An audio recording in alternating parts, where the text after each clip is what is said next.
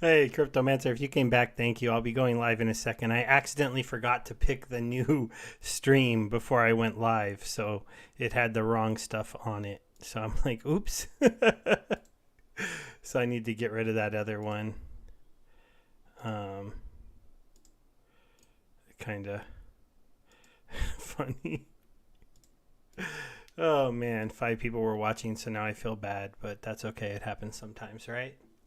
We'll be going live in just a second, guys. Then we'll just be talking about some stuff in Splinterlands, and then we'll be grinding out a whole bunch of chests and talking about the market because the market sucks right now, and I got kind of trapped in some stuff, and it's just not cool. But let's go ahead and get this starting soon off of there so you guys can see me.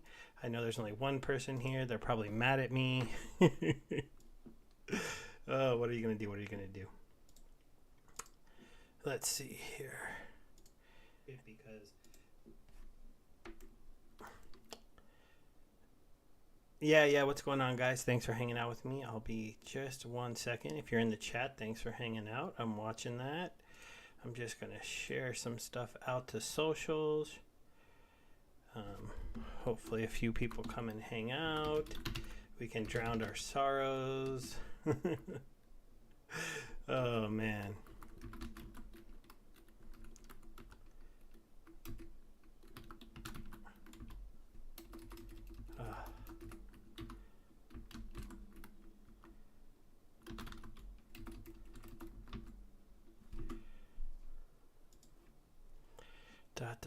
I'm not good at typing and talking.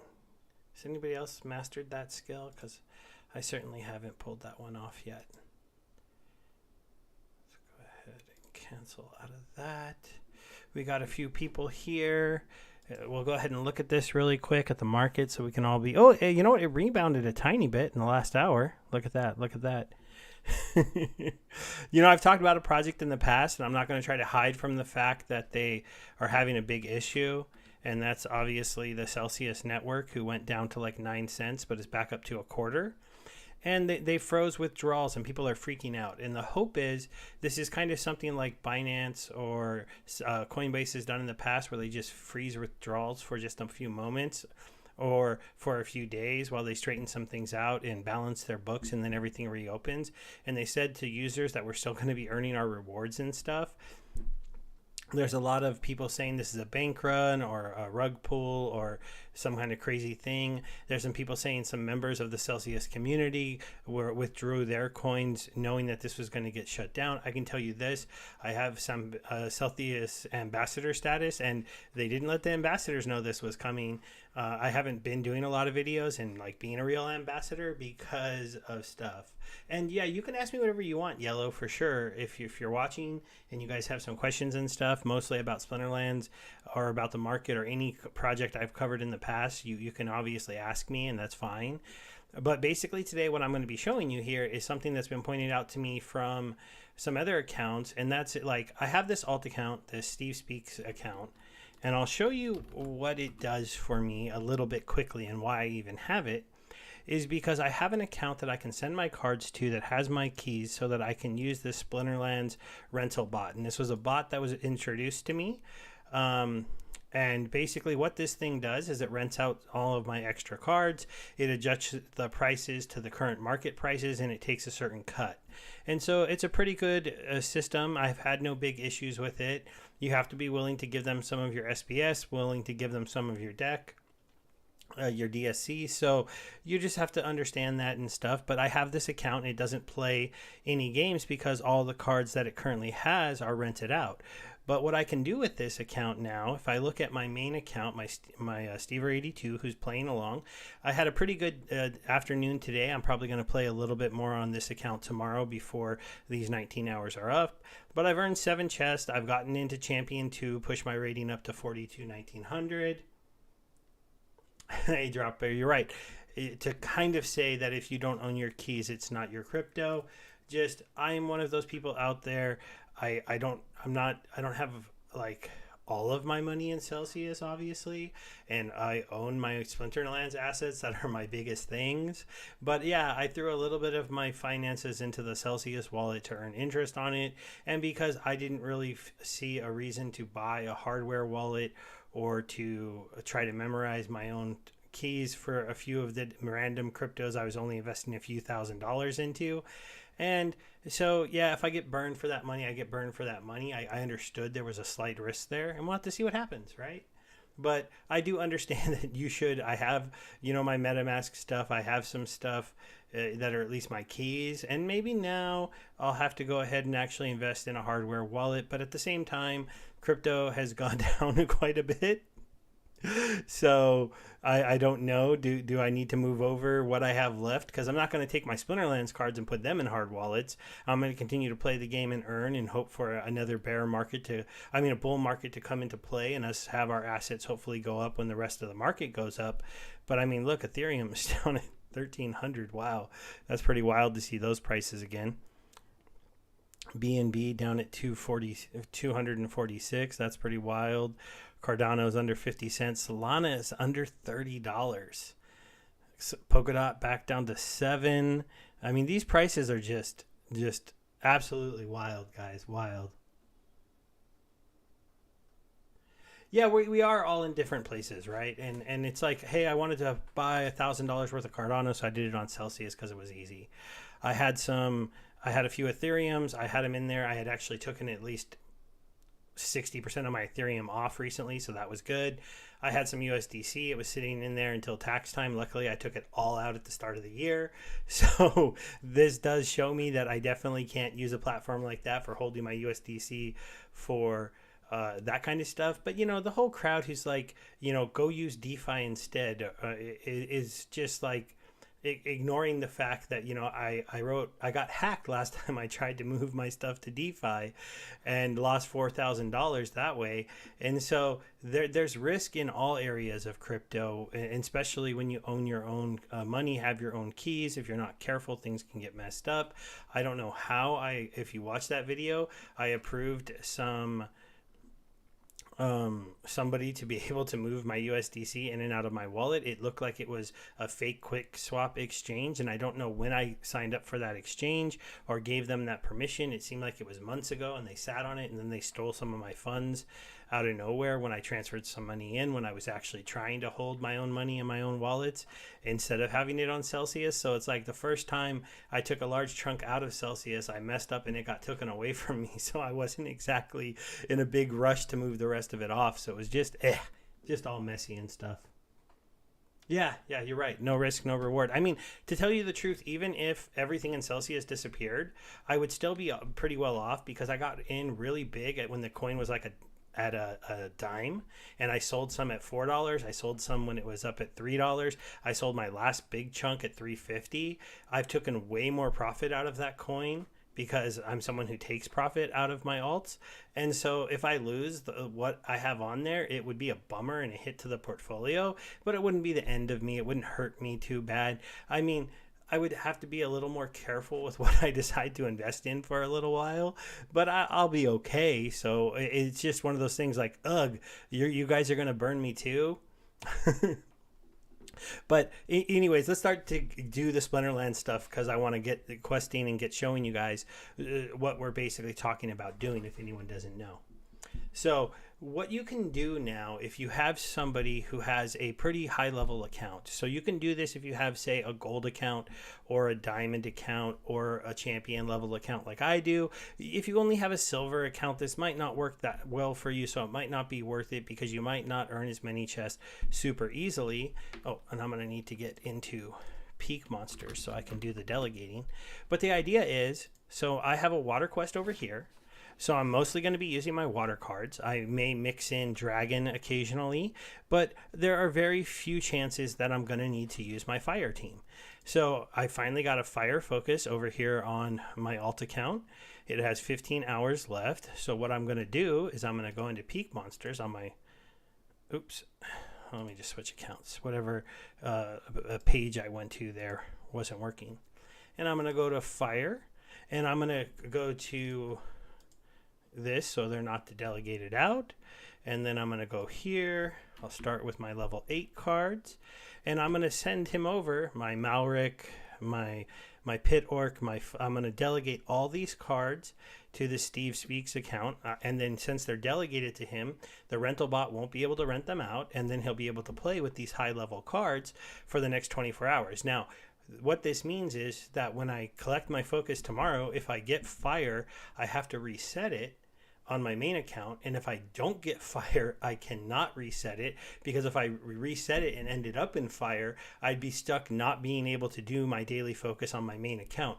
So this is eliminating fire from me tomorrow. And it means like if I get one of the other splinters I maybe don't love, like I don't know, I like all the rest. Even death wasn't too bad last time, but in general, it's gonna you're eliminating the one splinter that you send to your alt account for the next day, because even if you undelegate those cards, they're gonna have a 1-day cool off.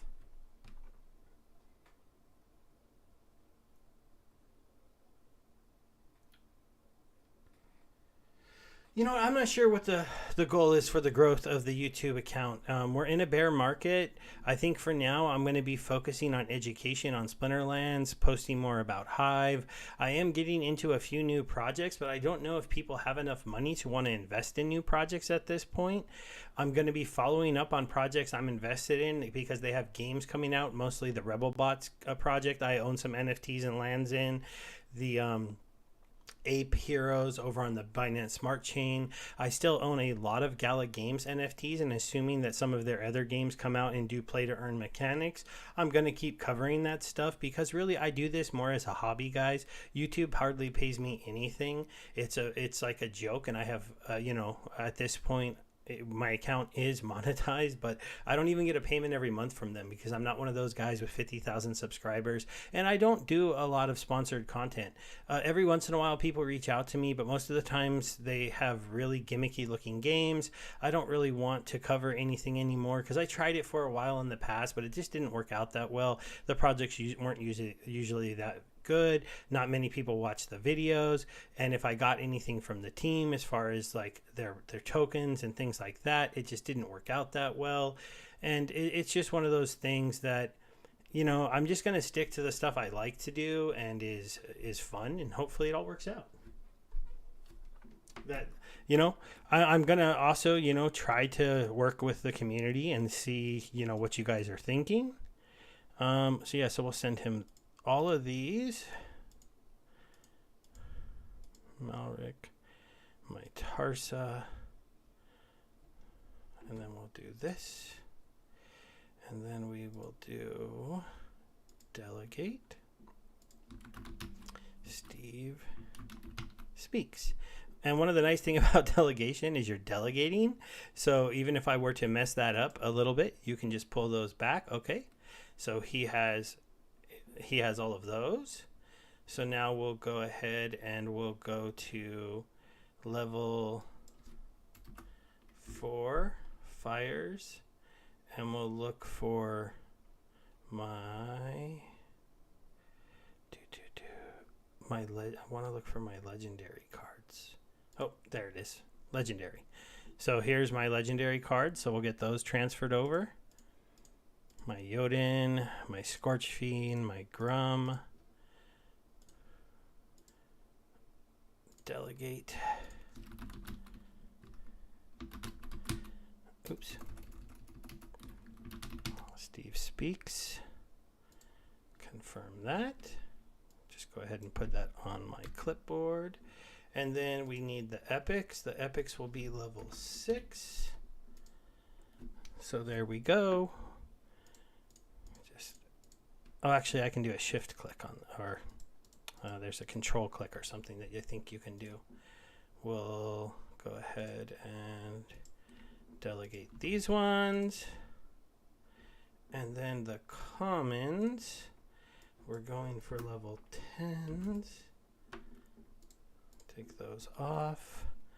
So we got our Exploding Dwarf, our Serpentine Spy, our Trolls, our Ant Miners. Then these guys. Oops, I didn't click on a couple of them. Go here. Go delegate, put that in, confirm. And I know this part's a little bit slow. And now I'm going to go back to my main account, and I do have a few Alpha Fire cards that are not leveled up. These ones right here that I still occasionally use, but only really the Goblin Shaman. So I'm just going to manually delegate this card over.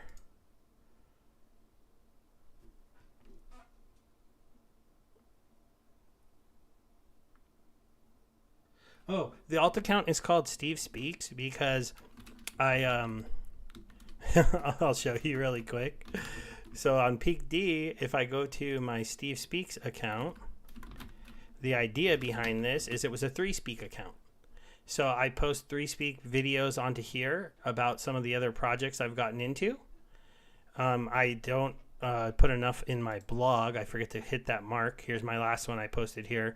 Now, all my Splinterlands content goes on my main Steve R82 Peak D site, and that's mostly what I make. So, but my other videos I upload as 3Speak videos. Also, he's done some sharing of posts and things like that. But that's why he's called Steve Speaks. It's because I wanted to have an account to use on 3Speak. And unfortunately, 3Speak hasn't caught on with like large amounts of viewership. But some people watch there, and I want to support that idea of them doing it. So now we'll get into hopefully doing our focus fire. And yeah, we'll see. I have my Jotun now. So I will just be doing some interesting Jotun decks and seeing if this pretty much just auto wins. And, you know, I know you guys might not want to stick around for that long on this, and I understand that. No worries, because this is not meant really to be super fun, but just showing you guys a way that, you know, if you have an extra team, you can come through here and earn some extra money and cards and stuff. Yeah, I did. And if I look a little red, I spent a lot of time. We have a little pool in the backyard. I was busy with the kids. I was having fun. My in-laws were over. We barbecued. We did a lot of stuff. And so like I was just really pushing to get all of my videos done and made about all my rewards claims, because I did want to document at least the first season. Overall, how do you guys feel? Like, should I keep doing the daily ranked rewards things because it's good, you know, to show those off, to show people off what we're earning and doing? Or is it getting a little bit too repetitive, this idea that I'm opening chests? Or like the video I'm going to release tomorrow, should I always include a second half where I talk about Splinterlands news, show you how to do stuff on tribal decks, talk about doing posts on like just other Splinterlands related material, but then it's going to be a longer video?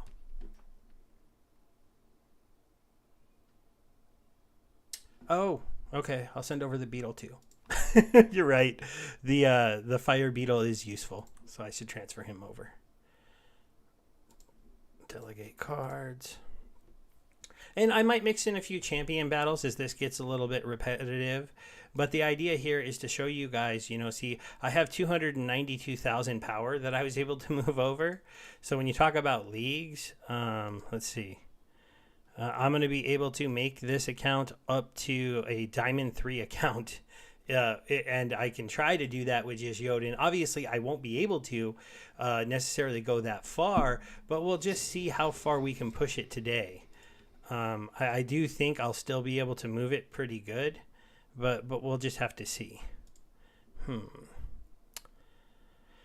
Let's see. What would be a good card to use for a tank? I'll just put you.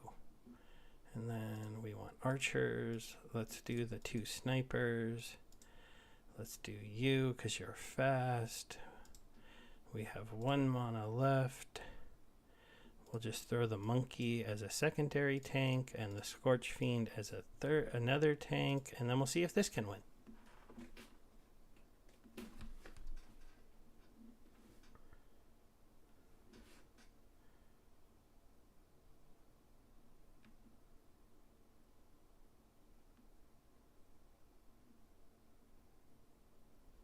Yeah, that's probably a good idea, right? Just add like some extra info that I want, and then hopefully people enjoy them. And I'm hoping like eventually, like I haven't been able to show off it yet, but eventually one of those thumbnails is going to be like, guess what I got? And it hopefully will be a gold foil Contessa or a gold foil something. And I do think the end of season, like the very end of season chests are going to be super exciting. For sure, those ones could be, I'm looking at opening hopefully at least 70 of them. Let's see, where am I at? I'm at 69 now, so with 2 days left, yeah, I'll probably get to around 80, I think. At the pace I'm going, without grinding too hard, if I can win at a decent clip, I think 80 something will be realistic there.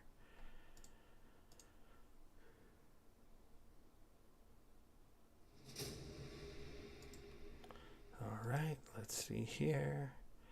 We got low stuff again. We're getting lots of low stuff, but I'm not sure it really matters. But I'm gonna just keep pumping Yoden out there, and if someone ends up beating him, that's cool. But I'm not expecting it for a while. But it could happen. I'm not trying very hard, obviously, right now. Yeah, you know what? If I pulled a gold foil Contessa right now, I'd probably sell her because I'm not a gold foil collector. And as long as I feel like the card is at a decent value, ooh, this team might beat me. They have a lot of armor for me to try to get through with my blast damage. I did take out the bird. I took out, I don't know, guys. What do you think? Do they have a chance? They only do one, though. That's gone. Oh, but I'm missing. Got a hit there. Oh. I thought they might have a chance with all that armor, but it didn't work out for them.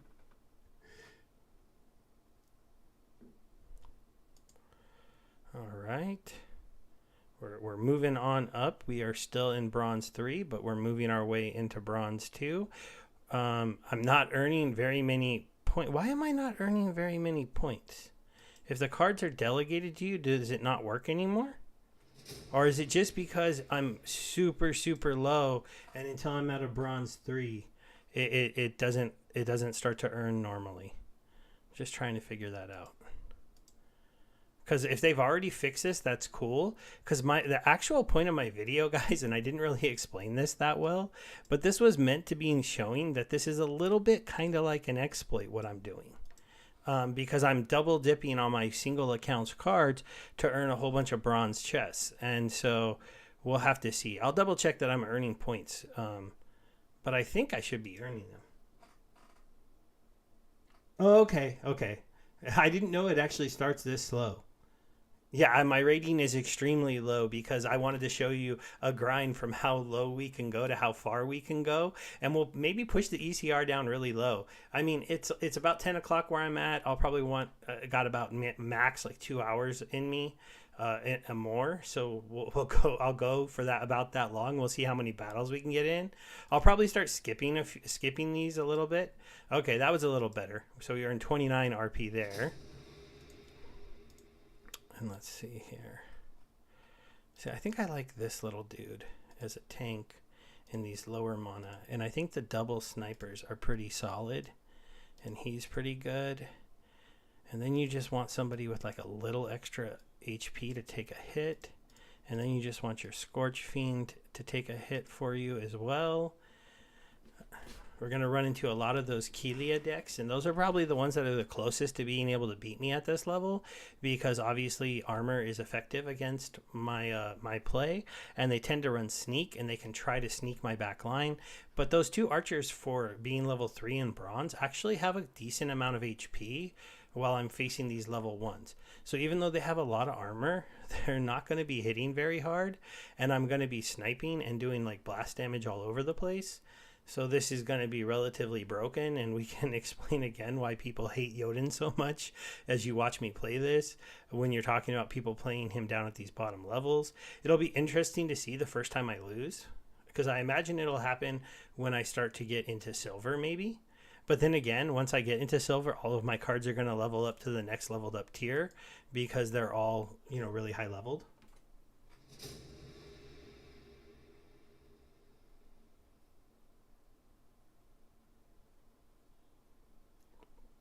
Yeah, Dwayne has definitely been making some pretty good videos. I actually didn't catch his most recent one, so I have a little bit of catching up to do on Dwayne. His stuff is usually must watch for me because without a doubt, he's one of the better guys out there for doing this kind of stuff. And so I appreciate him being there. Also, he's one of the bigger streamers. We've talked about me going on his channel, and I think he said he's up to it, but we've just never worked it out and stuff like that. So hopefully we do. I think, he works, I work. This is, for me, more of a hobby. I think for him, it's become a little bit more than that because his channel got so big. But, oh yeah, if I get a 12 mana match, I won't use Jotun. Hasn't happened yet though, right? But I gave a Pyre and I gave a Tarsa, so I'll just give one of them a shot. That this like 8 armor guy right here is with a trample. That could be at least a little bit annoying, but I don't think it's going to be enough. But we'll see, because he kept getting those repairs. But in general, okay, so now he's going to kill him and he's going to trample him, so he's going to kill both of them. Oh, we got a miss there, but he's not going to kill him in one attack, and then he's going to die. I think eventually here, when I at least start playing people who have the same cards as me, level-wise, then maybe using Jotun in a really, like, kind of silly fashion might go against me. But at least for now, I don't see that happening. Let's try him instead of him. And then throw those two. Oops. Not you.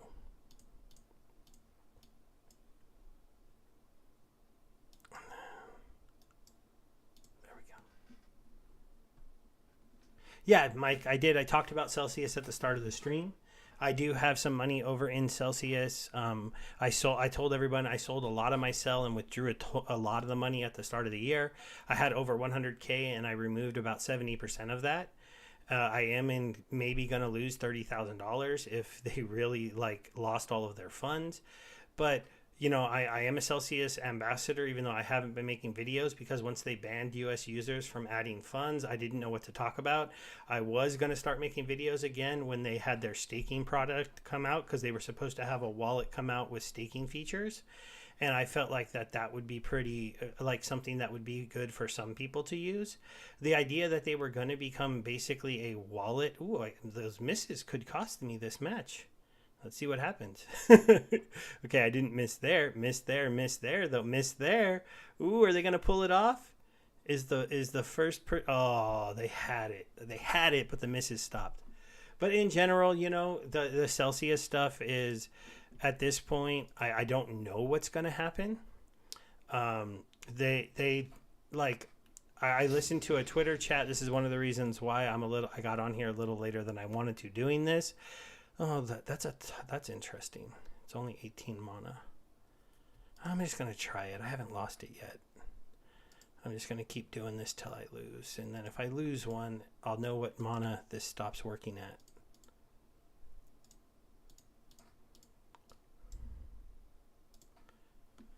But the people in the Celsius community, the ambassador chat, Cellcat did a Twitter Spaces, and what they basically said is that they had an extreme drop in the price of their token, and so they did a suspend of services of withdrawals and moving around coins, similar to when Binance or Coinbase or some of the other exchange type people have done a move like that in the past. Does this say that that's okay? Does this not mean that we should all think about moving our crypto off of Celsius once you can, or not ever, finally getting a hardware wallet, which I don't have one and I don't talk about?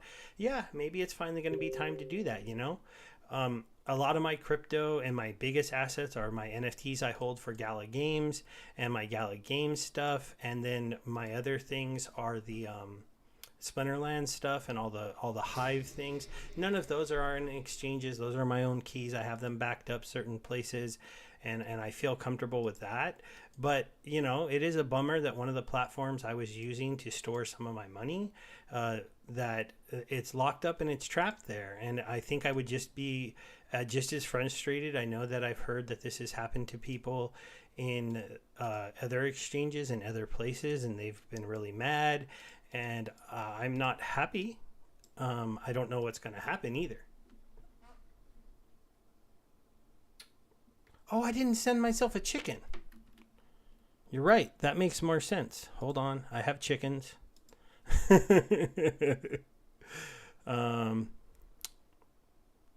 chicken, chicken, chicken. And if you're just showing up here, McFrugal, I didn't rent anything. I'm borrowing these cards from my main account. I need neutrals. Neutrals? Chickens. Here we go. Delegate.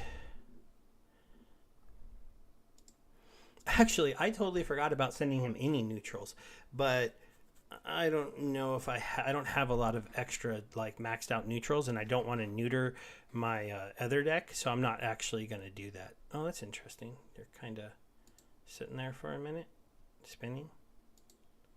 Huh. Let's go see if I won this one.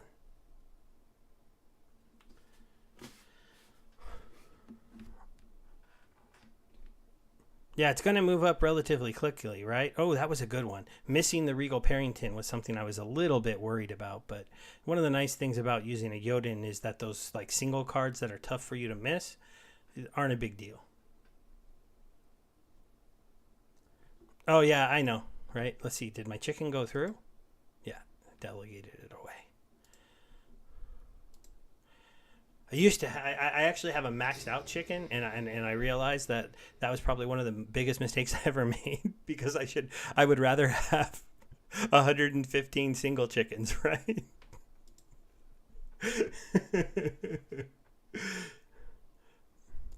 All right, let's create one. We have a super sneak match, so this one's a little bit different. I'm not going to change my strategy too much, though, because I still think sniping archers are really good, except for I'm going to put a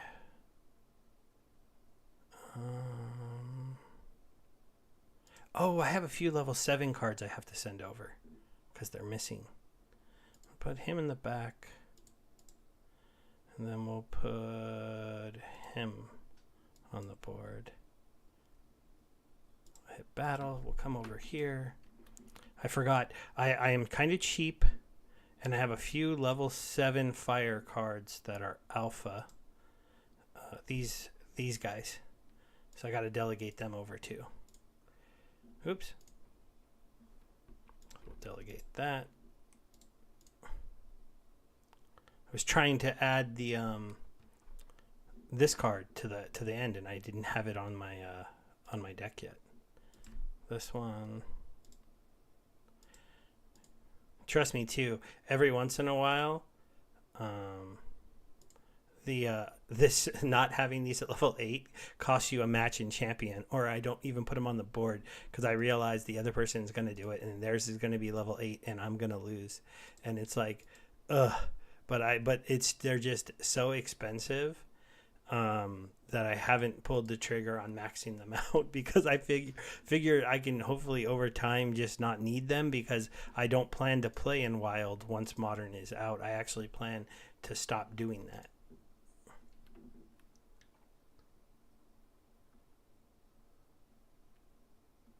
Yeah, the level 1 chicken's way better because it can be the first position, it can be a snipe position target, and it can be a last position target. So it can protect you everywhere. But once you level it up and it has melee, all of a sudden it doesn't work as well, because you are sitting there and you're like, oh crap, I can't put him in the second position to take a snipe. And that's kind of a bummer, because in some modes you would like to throw that chicken there to take that snipe, and he's just not allowed to do it. If you put him in that second position, they're still going to go ahead and hit your sniper target, and you're just like, ugh, so frustrating. Am I showing you guys how good the Venari Heatsmith is as a low-level tank with that 3 void armor? All right, we're moving on up. We are almost to bronze 1. That's when hopefully the wins in theory would start earning me more RP, but we are going to have to, see where our ECR is at. All right, so now I have a Cerberus. See, I probably would have been using Cerberus more often, but I forgot to move him. Oh, we're on evens, so we're going to go here. All right, so we can't use the snipe tactic, but we can use the 2 damage tactic. And then we have the chicken and the Scorch Fiend. And those really are the cards that set people apart at this level. Even if you didn't have a Jotun, having a chicken and a Scorch Fiend on your account so that you could do this and have these two guys sitting here to take damage actually can win you matches, and it's kind of amazing.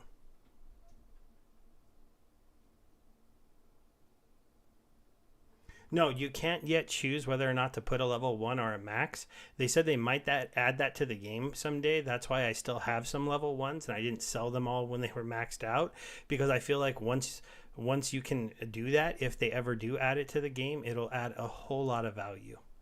All right. This is going to be the undefeated Steve Speaks account after he got my cards. Ooh, no archers allowed. Can splash damage still win with magic? Let's see. I think I still can. I want you.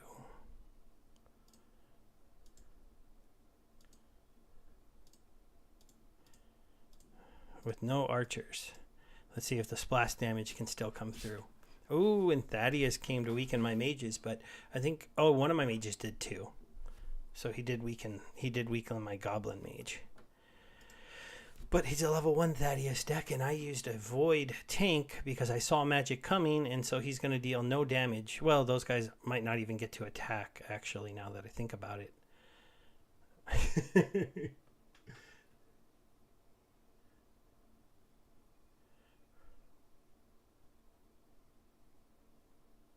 Yeah, I really hope they add that, right? Because we really want to see that. And so I do see we're up to 16 viewers. Thanks for everybody that's hanging out. Just to recap, I'm showing you guys that if you have a high level account, like I have a champion level account sitting right here, or you have a gold account, or if even you have like account with level 5, one of the things you can do is I'm focusing water. And I've already been playing today, and I've earned 7 chests over here.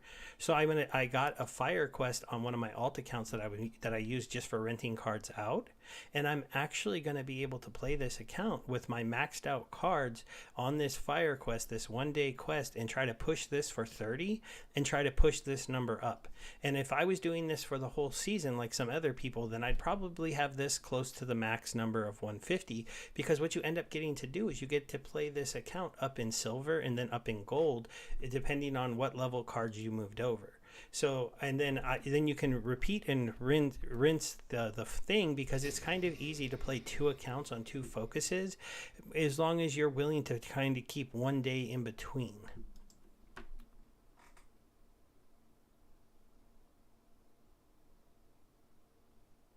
Yeah, I know.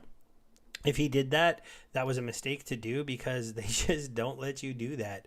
You have to use the maxed out cards at this point, and hopefully you're right, that is something that they change for us. It's just not something they said that they're going to change yet. So in time, who knows? But we're definitely, I wonder when I'm finally going to run into somebody else with a Jotun, because I know I'm not the only person doing this.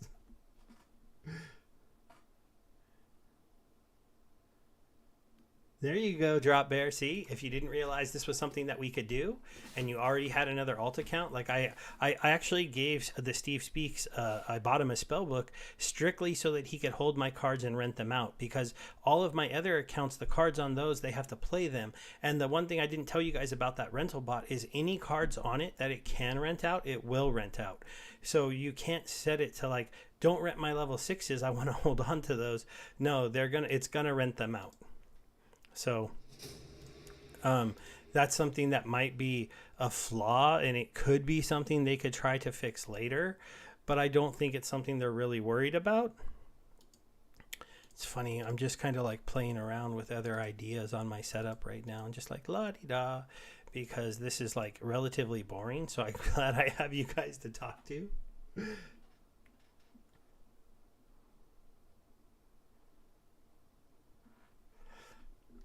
Oh, you sold a lot of your cards? You know, Dominic, that's something hard to really talk to you about on a stream. And sorry when I look off stream, guys, but the chat is on my other monitor, so that's why I glance away. But, you know, unless I know your budget and where you want to go, it's hard to explain. The Chaos Legion cards are an absolutely bargain right now when it comes to the actual cards. And so it's if you want to just get a couple summoners, like say like 2 to 3 teams that are pretty good, and the best ones, if you have the money, are probably the Kelia decks because he does really good, the Obsidian decks because that one does really good, and I would say after Kelia and Obsidian, it's probably Thaddeus.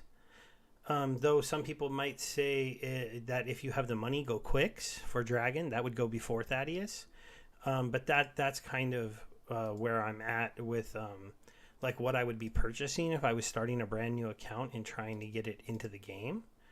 But I definitely can't know for sure because I mean that would still probably cost you a few $100s.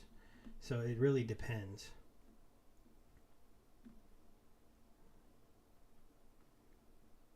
Oh, cool, Drop Bear. It's cool to know you have those accounts. So my accounts now are, this would be my fifth. It's a bronze. I have a champion. If you see my rewards videos, I also play one in gold, one in diamond, and one in silver. So I'm playing in almost every league at this point, but I wouldn't call my experience in bronze real because I transferred over a Jotun and I'm just smashing people with Jotun to get out of bronze. And I don't see this really becoming something I don't get to use while I have this fire quest for very long. I'm about to go into bronze 1. I wonder how much ECR it took to use because that's going to kind of limit how much we can actually do on this stream.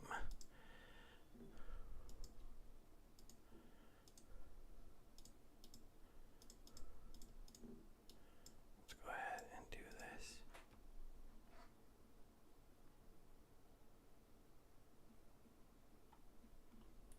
Oh, wow, you have $10,000 that you'd be willing to invest? Is that what I just read? No, a few thousand. I'm sorry. And then 10x that. Okay, like obviously I can't give financial advice. I can tell you that the most valuable cards in the game are that I can see going up in value the most aren't out yet, and that's the new legendary summoners. So if you have that kind of money and you just want to get your hands on some assets that'll probably go up a lot, I would watch the pack sales if you can be patient. And when the new summoners come out, get airdropped to us and go into packs, then you can go ahead and start getting those. Ooh, it's our first 13 mana. So we're going to go. What are we going to go for 13 mana? So we're going to go Tarsa. And we're going to put in this card here. And then we have 5 mana left. So we're going to go. We're going to go him.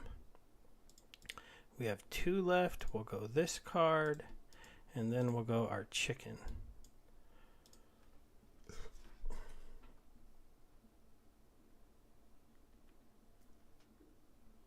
But yeah, definitely the new legendary summoners are the ones that are going to have the best chance to go up and do a 10x, as you said. Ooh, can Cerberus beat the the lava? Let's see. He's going to heal up, so he won't die on this attack. He's going to heal up, but he'll... Oh, they missed. Yep, it worked. Cerberus beat the living lava that time. I think actually that was my first game I had a chance of losing. Yeah, that first legendary will come out, and actually his value will probably go up quite a lot more than other ones, mostly because it looks like we're not going to reach those other ones quickly. And so since we're not going to reach those other ones quickly, you're looking at, possibly... I don't know. It's hard to say for sure, but you're definitely looking at possibly him being like one of the most meta summoners when Modern and Wild is out, and nobody there to compete with him in that setup besides the other 7-cost ones. So he'll be like, for any new player, it'll be the most obtainable card for a little while. Ooh, this might be a loss because it was low mana. And I went melee against an Armored Up Thorns user. And I'm missing that pixie in the back. So this could definitely be trouble if I cannot hit that stupid pixie. Let's see. Can the chicken protect me Ooh, I'm gonna win. That's amazing. That was only because this guy had level 1 cards. If he had any cards that were leveled up, he could have won that match.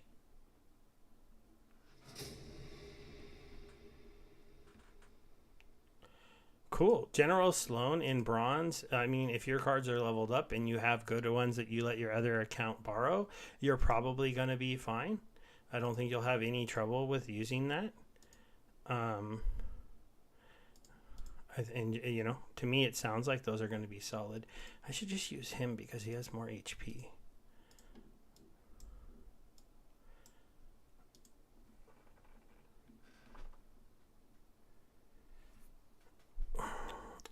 So the price of the legendary, if we kind of look at what Contessa did her first day, she's not a legendary summoner, and she started out in the teens. She hit about $20. I know because I sold two for 20 because I thought that was crazy when I saw her listed up there at like a $22 price for the cheapest, and then it dropped way down into the levels we're at currently. I'd say add about $5 more to those ranges for the legendary. So it'll start around 20, peak out around 25, and then drop back down as more get into the market. I know when the first one comes out, that's the next time I'll probably open up some packs. I have a little over 1900 sitting on my account, so I'll probably open up like 400, hoping to pull a couple of him and hoping to pull some more gold foil legendary cards, and then I'll do a stream and it'll be kind of fun, and hopefully I'll get some good stuff. But that's kind of what I'm thinking there. As far as price, I don't know. Do you guys agree that adding about $5 to the price range that we saw Contessa kind of makes sense, or is that too low? I wonder what you guys are thinking.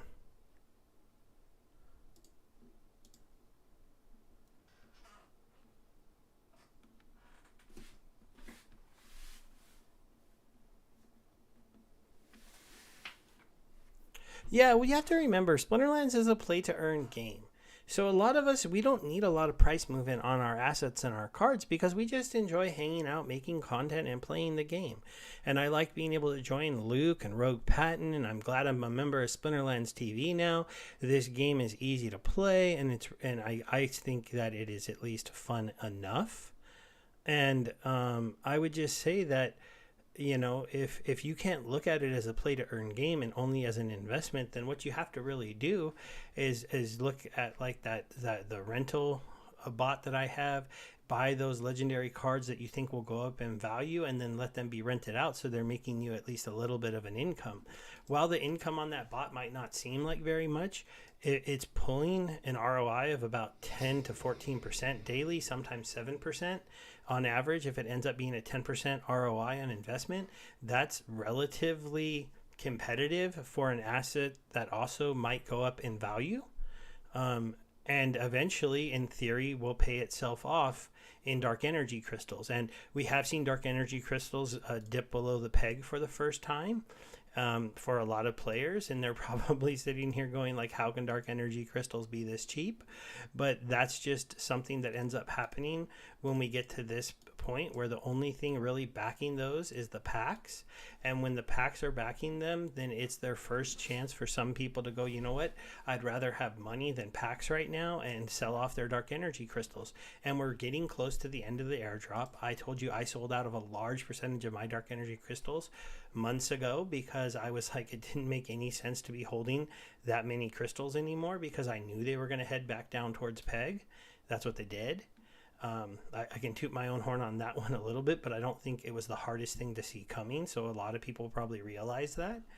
And now that DEC is under peg, this is the time when you can fill up your bags and hold them, not for a big run, but for a big pack purchase. You can't save up DEC or buy DEC expecting the DEC to ever go 10x again. There won't be another airdrop, and there will not be something in the cards that is going to push us to that other kind of level. Ooh, I gotta fly here. That's gonna be interesting. We have to fly, we have to fly, we have to fly. Let's see if this works. I don't know. Maybe I shouldn't have worried about flying, but we'll see if this stuff can distract anybody that gets in my way.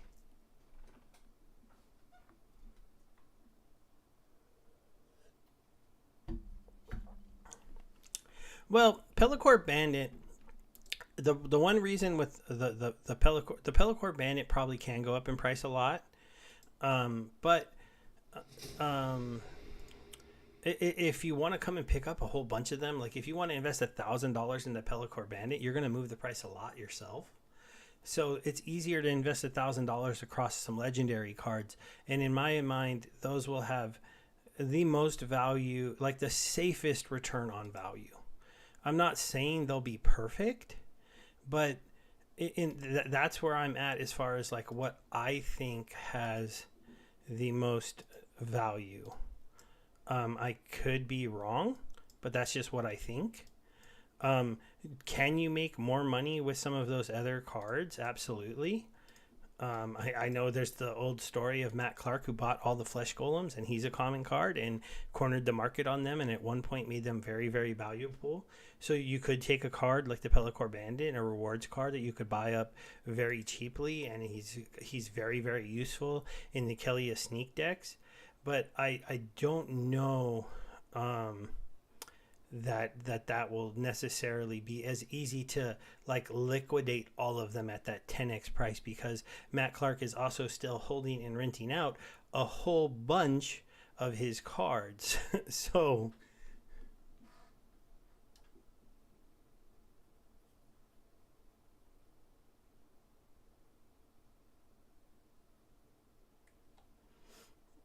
yeah, packs, if you have a long-term future, then buying a pack a set of packs and holding them for the next like 2 years will probably net you an incredible gain. From $4, I can imagine they'll at least be $20, if not $40, if Splinterlands is still popular when the next set comes out.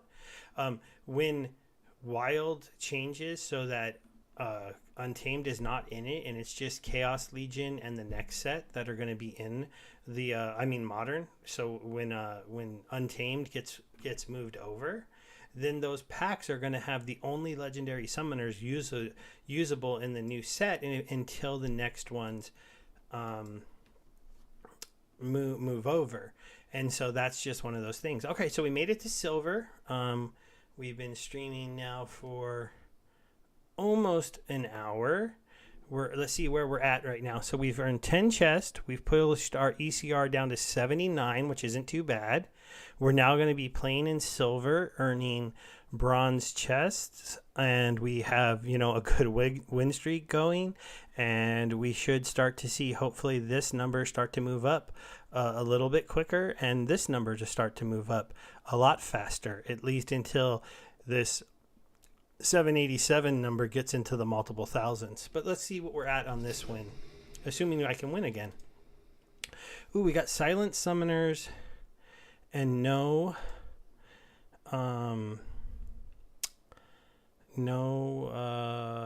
archers. So that was like a double whammy. So I'm not going to use Jotun, and we're going to see if we can just win with fire just by winning. So we're going to do this card. Actually, wait, with no archers, let's go test the wide again. And we'll speed him up a little bit with Pyre. And then we have our mage cards in fire. And fire actually has more respectable mages than people give them credit for. But also they have this guy. I want to put him on the board, and I want to take you away. I forgot to move over one other card that I don't have a max of. But I want a little more melee, just in case they play something that is like big time anti-magic on the other side.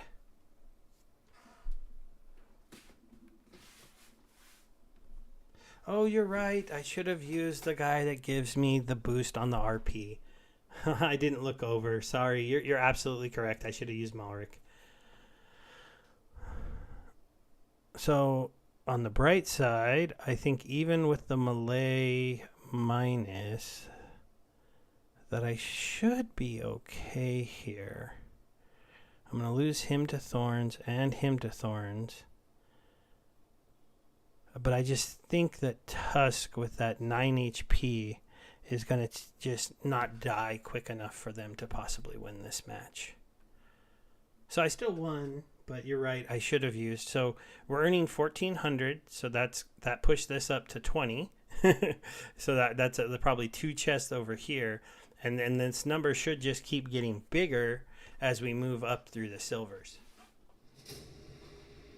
Thanks. You're right. You're absolutely right. I should have. Oh wait, we don't need to use Yodin here. So we'll use Malric. Okay, so melee monsters only, and Blasty McBlasty. So we want him, and we want him. And let's see. I haven't moved over a lot of neutral cards. I do have you for sneak. I have you for opportunity. Who else can I put on the board that might do something kind of interesting? We have 7 mana left. I don't think I have anybody else that can attack from the back. I could put him in the last position to dodge. I could put him in the last position to possibly retaliate, and he has a little bit more HP.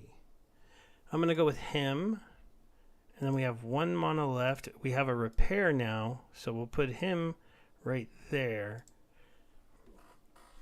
And this will probably work out, but we'll see what we run into. We ran into a Tarsa. Tarsa is very similar to Malric. I get that extra HP. They don't. Let's see. They did go with the guy who can't attack but can lower my attack. That's not as devastating since I have an attack boost to at least keep them at their normal numbers. They do have a sneak attacker. Ooh, my cards being leveled up though. Obviously, all of them made my cards faster than his mostly across the board, and so that's going to be a big advantage. And obviously, I think having Grum up front for this is going to be pretty devastating for them. And then I have that repair. You say there, I got that miss. We got a Bloodlust. So we'll go ahead and skip through that. That was an easy win. Got another 1,600 points on that one.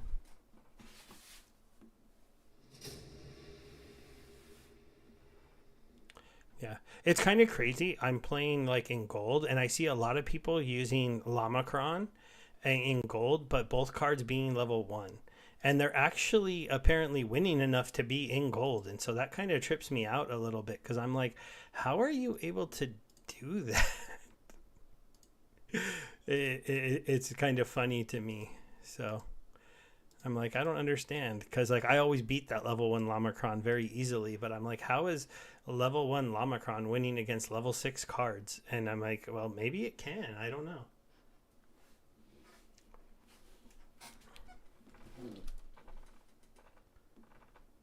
Thanks. Yeah, well, it's pretty easy to kill it right now. One of the advantages I did by waiting till the end of the season to finally try this out. So a disadvantage is I'm not going to push this account to like 150 chests like some of the other people did. But I'm stomping right now in silver against players who are using level 1 cards because it's still that phenomenon that at the end of the season, you can go ahead and move up up to silver with level 1. You can move up to gold with probably level 4s. Maybe even with level 3s in some cases, just because your rating will get high enough from playing throughout the season. Now, should you do that with this new setup? Nope. I absolutely will tell you, I do not think you should be doing that. That's playing advice because I do not think that that's going to work out very well for you in the long run. But, everybody can make their own choice on that one. I'm pretty tired, but maybe after this, let's go try a champion battle while that's going up.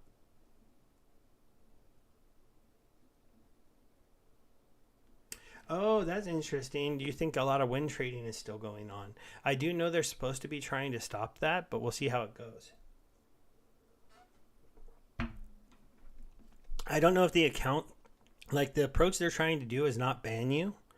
But it kind of seems like they should just be able to say that's against our terms and then build a way in their account that you just can't play anymore on your account.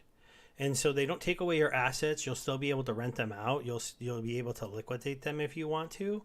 I did rent a Valimor because I don't have him, and I've been trying him out, but I don't know how spectacular he is. So this is pretty interesting. 48 mana. This is an interesting one. Normally, I no armor, so I'm not really going to try the Kraken vibe at the front, but I probably am going to pull damage to the back. So we're going to do it like that. And then we're going to play at least one triage guy. And then we want to play the other speed up mage. And then we have 9 left, so we can play Big Bertha. Where's Big Bertha? Oh, wait, you can't play 9s. So that means... Oh, the next biggest mage I have that I can play is a 6. So it's him. Which one of these two? Let's go for the speed and blind. Let's see if this works. I just rented Valimor for today to help with my water quest. I'm not positive I know how to use him that well. So we're going to see if this works. Well, that's interesting. They went the Kraken deck even though they got no armor. They have Magic Reflect on their side, so that's going to be slightly problematic for me, but I do have Triage, and I am going to pull his magic damage to my guy with Void over there after silencing them, so they're not going to be hitting him very hard. And then I have a portaled person in the first position, meaning that that huge hit for 8 only did 1. We're going to also bounce back some magic there. Ooh, look at that mighty hit for 1. Then we saw that triage going back. This is the one thing that's going to be a little bit interesting because we are going to be having him taking some half damage, and then my 3 archery missing that attack because he has that 7. That was tough. Now my taunter is gone. So this is where they're going to be able to possibly get back into this. We'll have to see. Oh, that was good. Cornelius didn't miss that attack. That was big. Oh, he got a poison there. That poison was big because it's going to drop my guy. But it looks like I'm going to win this one. And it's always fun to beat one of those super rare dragon summoners, right? Because that guy had one of the most expensive cards in the game, but I crushed him. And so that moved me up a little bit. Now we're up to 8 chests there. That was a nice win. Go back over here. I don't want to play too much on the other account because I'm kind of on autopilot right now. It's a little bit late. Not super late, but it's like playing in Champion 2. You have to be awake and pay attention to what you're doing.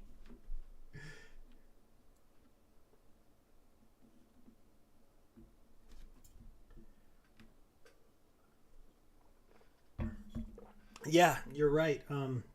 Tails, who's definitely a buddy who I can't wait to maybe meet in person. Oh wait, I'm not I'm not blue this time. I'm like I'm losing. But yeah, the bot farms and the win trading, it's like when I finally heard that was going on, it was one of the first times I actually got a little bit upset that something was going on like that. I've talked in my videos that if we know Matt and Aggie and who they are and kind of like what they believe, it's pretty obvious that they're guys who feel like they want to, like, they're very libertarian. You do what you want to do with your things, and there's a piece of that I understand.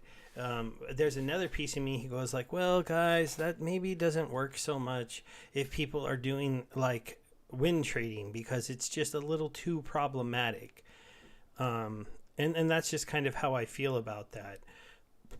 I think a lot of people agree with me. And if you don't, it's fine. Everybody can make their own decisions about how they feel about win trading and if you should just be allowed to do that or not. But I don't think you should be able to. Oh, you have that same feeling when you beat a Jotun?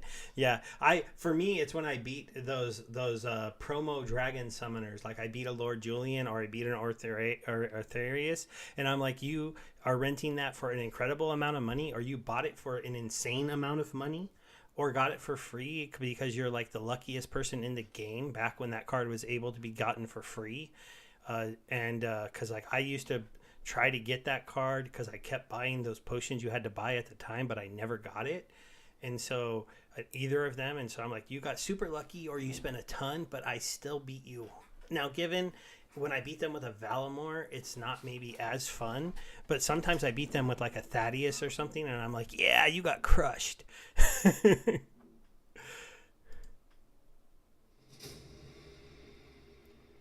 You're right. It is cheating, and I agree with you in that statement. I don't think that it's okay to do win trading, and I'm glad that you call it cheating because that's how I feel. Rewards card. Which one of these cards do I not have? Oh, get rid of the Tower Griffin. I don't want to lose any RP. Then let's go to the Exploding Dwarf, even though I don't really need to play the Exploding Dwarf, but he's so fun to play here. And then we should go to the 2s. We should do that one and this one. And then move that over there, that over there. That should work.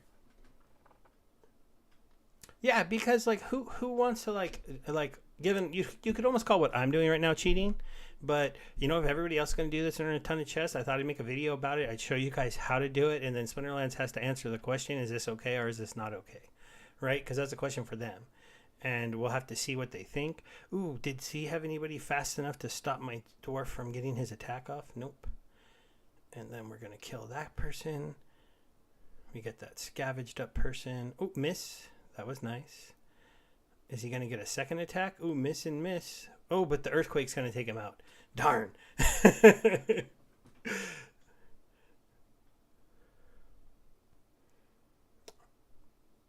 Where? Yeah. That scavenge ability is one that people, I think, overlook a lot. It can, but maybe not anymore. Not with Dr. Blight, right? Dr. Blight just made that like a meta that you just put him in the back. I actually have 2 Dr. Blights, so I could have given this account a Dr. Blight too, but I'm renting out the other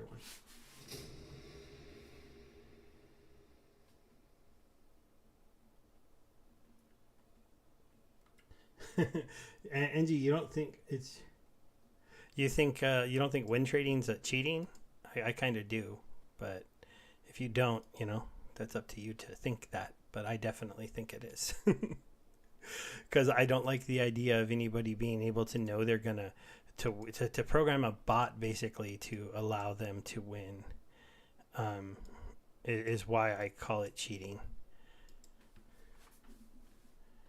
Because it's like, oh hey, you're playing Steve. Like, hey, don't worry, if all the bot farms decide to follow my YouTube and like me, and all the champion players give me auto wins, and I have seen a couple people like who I thought maybe gifted me a win, and I always feel good. Like, it's like, hey, why did I randomly play a person with 1 card? What happened there? But I never feel like it's one of those things where I don't feel like I cheated because I didn't program that person to do that. I don't know why they did it. I don't know why they didn't play their card, but it definitely it doesn't make me feel like a cheater. But when they program a bot to say, hey, look for my regular account and always lose to it, or look for every other account in this thing and let's always lose to Joe Schmo. Ooh, this is an interesting one. It's getting kind of close.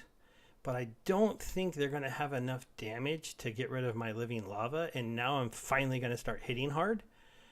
And, you know, that's just the closest I've got to losing.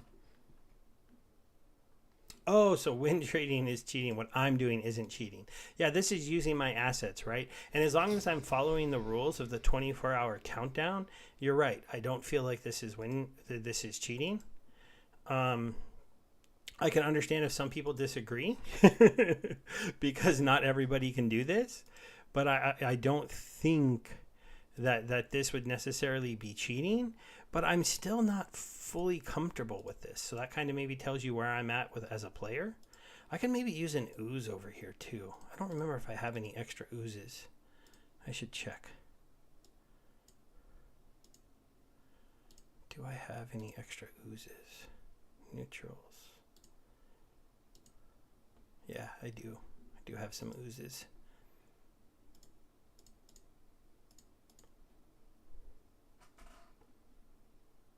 A Yodin rental? I don't know. Should we go check? Let's go take a look. Rentals. So we'll look at fire. And then, oops, no fire. Summoners. Okay, so Yodin at level 1 is 20 DEC to dominate bronze and silver. That makes sense to me. At level 2, if we do a refresh here, 500. So now that gets a little wild. You know, just to be funny, let's see what a level 3 costs. So level 3 Yodin is 1,000. And a level 4 Yodin is 1,400. Given if you're playing up in Champion or Diamond, the amount of DEC you can open in a chest now, for your focus, renting one at that price still could be profitable. That's probably why they're so expensive. But yeah, 21 DEC to rent a level 1, that's really cheap right now. I actually saw Malrix being rented out in silver level 4s for like 3 the last 2 days.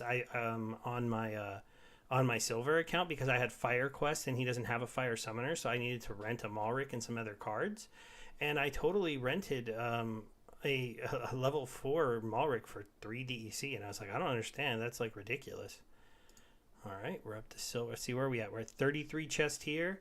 We're up to 15 on the daily. I have heard that this is where, in theory, the daily is supposed to get like impossible to go up, but we're kind of cheating that by doing what we're doing, because we're not playing in bronze to earn bronze chests anymore.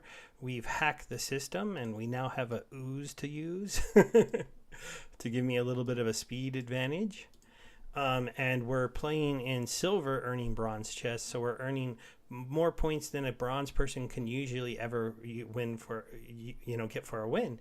And eventually, I'm going to put this account into gold and keep spamming Yodin. I do think at gold level, in theory, I might have some people finally start beating me if I'm just spamming Yodin, because they should be able to see it coming, and if there are real players, they could play some like reflect damage and possibly beat me. But we'll have to see. Should I play at least until I lose?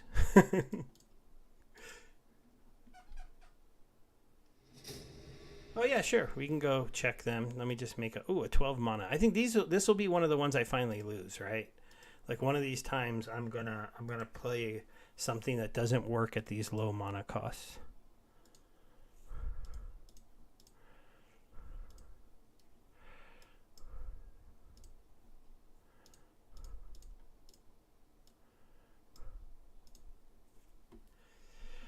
Peak monsters. Okay, so we want to look at dragon. Take fire off the board. And let's go legendary. A Bizin Kitty at level 4 is 1,800. So that's a little bit more than a Yodin. It's probably because the reason why I consider the dragon summoners to be better, like Kitty to be better than the rest, personally. And so at level 3, a little bit cheaper, only 1,000. So that's not too bad if you're a gold player. And actually 967, I was rounding up. At level 2, it's also cheaper at level 2. So it's at the 319. And at level 1, a kitty is only 8. So I would say that that's correct, because a maxed out kitty is better than a maxed out Yodin. And a level 1 Yodin is better than a level 1 kitty. And it's because splash damage is so broken in the beginning. There's nothing really good to counter it. And then the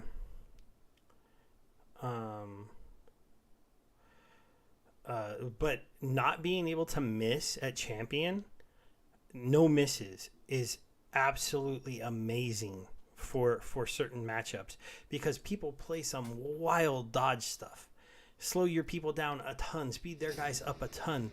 They use monsters that have, like, it just gets wild, and just to never miss is so powerful. It's wild to see.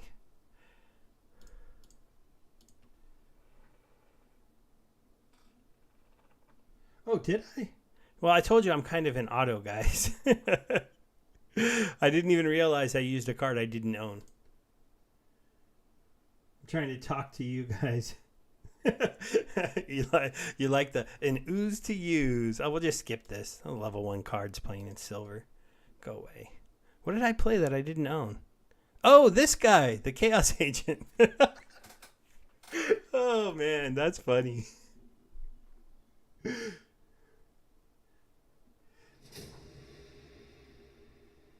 No miss is the best ability. It's because no miss can never be really taken away from you. Speed can be taken away from you.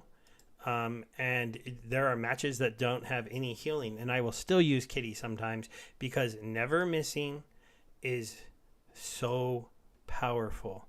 Because you can, and the other reason why the never miss is so powerful is because it's comboed with 2 speed. So it's like, not only am I never going to miss you, right? I'm not going to miss, but you have a very high percentage chance of missing a lot of me because my guys are insanely fast. And so you know, it's one of those things that is just kind of broken. It's close to being broken, at least. Do I have a 7 cost that's worth playing? I'll just throw this guy on the board. Why not?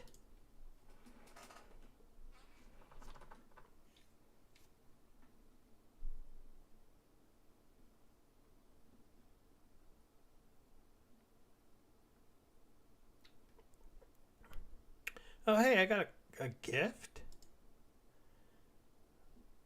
Oh. Oh, wait. That's funny.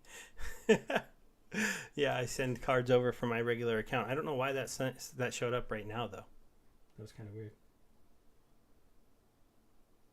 Oh, well, thank you, sir. That's why that popped up. I didn't really need the level 1 Chaos Agent. But you're right. He's not a terrible card to throw on the board because when you have a couple mana left and you don't have anything else to put out. We still haven't lost. We're up to 17 dailies. So that's pretty impressive. Okay, we already have Blast here. So we'll go Malric.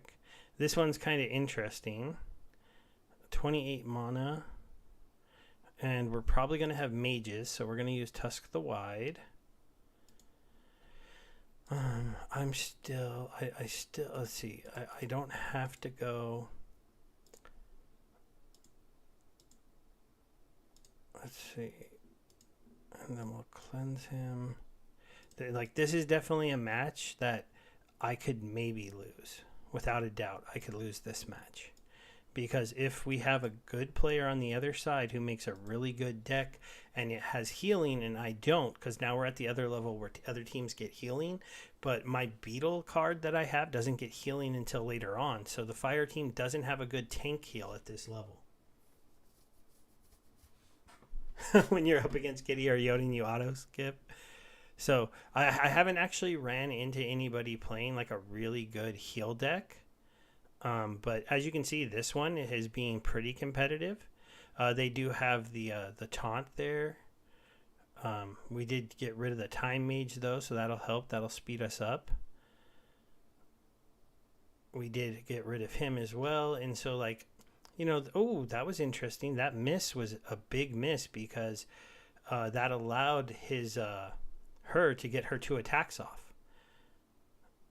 That was actually a huge miss because now she gets her 2 attacks off again, but it's going to be a little bit too late. And that was not a very, like, a miss I was expecting to see. And it shows you guys why never missing.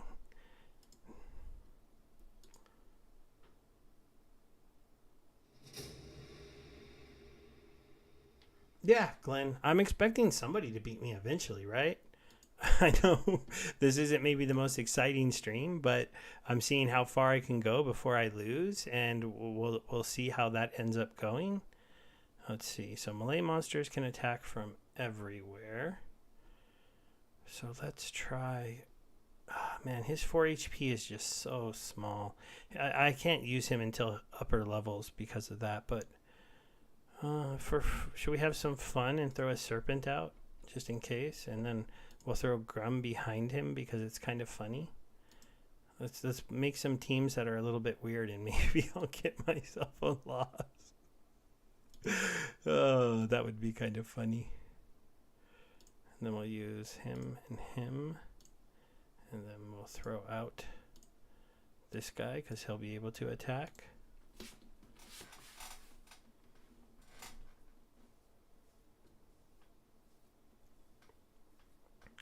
Yeah, well, like one of the problems is obviously like, look, I mean, I'm coming up on silver 1 soon, and it's like, why is this guy up here?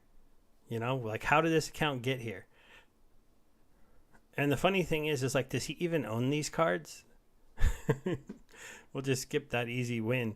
But it's like, if that guy beat me, what if he even got RP? Because I know I was playing on my alt account and I lost to a few bot accounts. And they weren't even winning any RP, and it was like, this is really weird. Oh, that person keeps using fire. Maybe they have a Jotun. So no healing, legendaries. Since they use fire, there might not be a lot of mages coming, so we'll do that. We'll slow you down. We'll do this. We'll do my 2 snipers. Then we'll add in this one.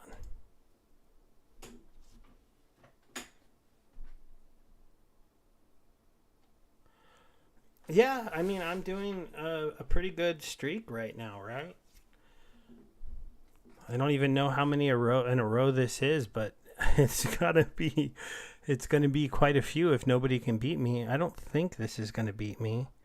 Yeah, because his cards aren't leveled, so they're just too slow, especially because I slowed them more. And Tarsha doesn't have blast, so yeah, that's a win. Let's see where we at. We're at 45 for the season.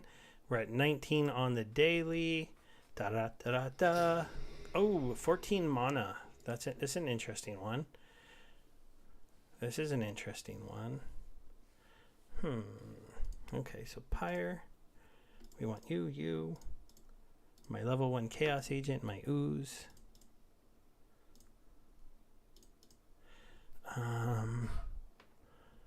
Okay, now I have 9 left. So him. Let's do a really funny lineup and see if this works. If this works, guys, I'm gonna laugh. I played every single person with 1 health, I think. Yeah. So I neutered myself down to 1 health on every card. But my cards are fast, and my 2 attackers have blast damage, so they're going to get off some nice big attacks. And then I'm going to take damage there, and then we're going to do that.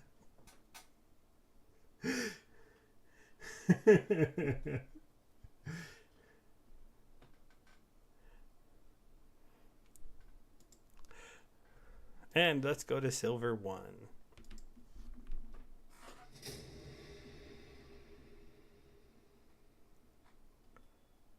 Wow, Glenn, congratulations on winning a Dr. Blight the other day on Splinterlands TV. That was pretty cool.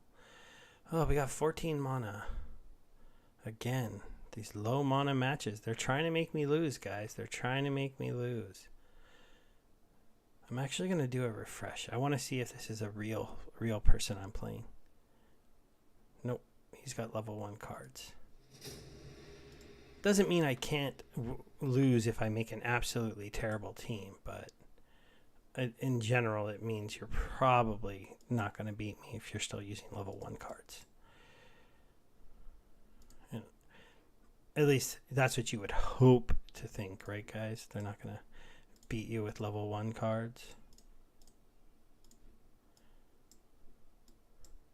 The other reason why they're theoretically going to have some trouble is because they might not have the extra little cards to take up all those extra little hits and let your other cards get off extra attacks, hopefully. Yeah, see? That's not going to beat me. Though he does have a lot of armor. But he's not going to deal enough damage to deal with Cerberus's self-heal. Not quickly enough, anyways. And then we'll just pick on this guy.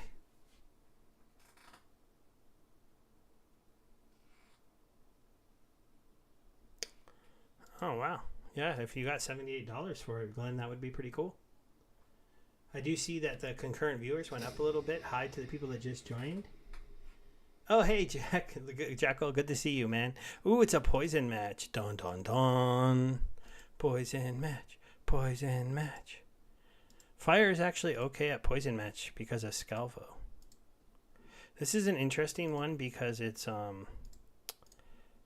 got really high mana poison and equalizer, and those are always kind of like rule sets that almost fight each other, because like normally you want to play like a lot of low life monsters on this. Oh, we'll do something kind of funny there.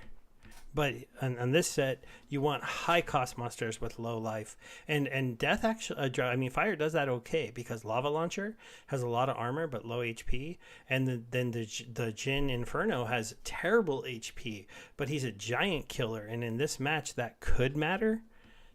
Oh, I'm actually playing somebody who's got level 4. Ooh, I'm playing somebody with leveled up cards. So let's see. Okay, so if the Inferno hits this guy at some point, it's going to deal double damage. So it's going to be awesome. That'll get the giant splitter there. But he did a lot of magic damage. So I'm glad I played Grum because just his void armor and void will make him not die too fast. Speed is a little bit on my side. But playing this silly sneak attacker in the back, that might have been a mistake because in Equalizer, you don't normally want to split your damage because you want all your damage going to the same place as opposed to what I did. Ooh, Grum got stunned. So he's not going to get his attack off, and he probably would have hit the 3-speed Haunted Spirit. So now the poison's going to come through. Now, the one thing is that sneak attack on the back row, I kind of forgot with this being a poison match. That's probably okay.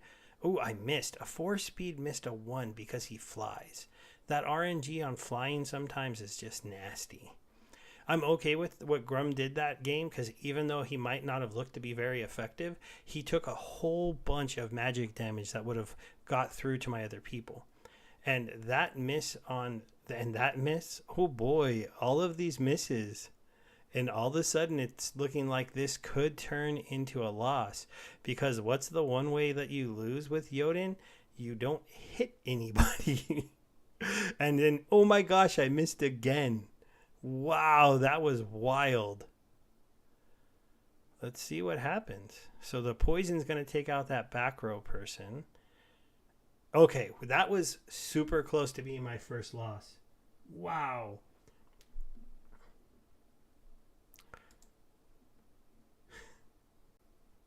Until the SBS airdrop ends, and until I got a challenge from Games World. I already hit play, so let me do this match, and then I guess I'll fight you really quickly.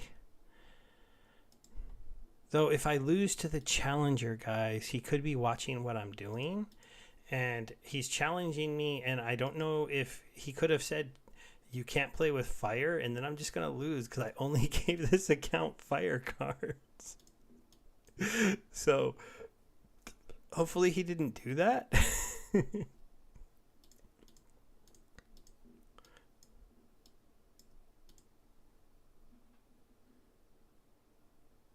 Yeah, those misses were pretty wild, right? I mean, I know, because it's almost like the game is finally starting to say, "Hey, you should lose." But I mean, those were one speed. My people were like 4.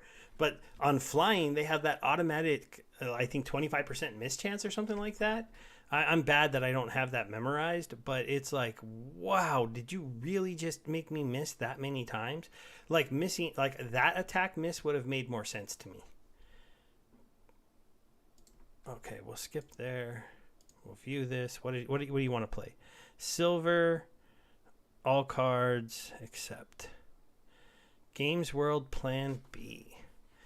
Isn't Plan B on to Plan C now? And it looks like it might be time for Plan D. Okay, so no abilities, super slowness. I feel a little bad here because if there was like a good rule set for me to get, it probably would be super slow, no abilities, because I can just play my all my splashy archers with some big mages on the back end, so that if they end up in the front, end up here. Oh, we have 10 mana though. What should we do with the 10? Hmm.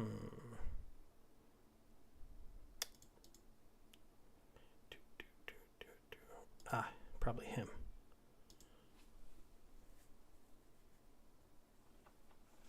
Yeah, he's probably watching for sure.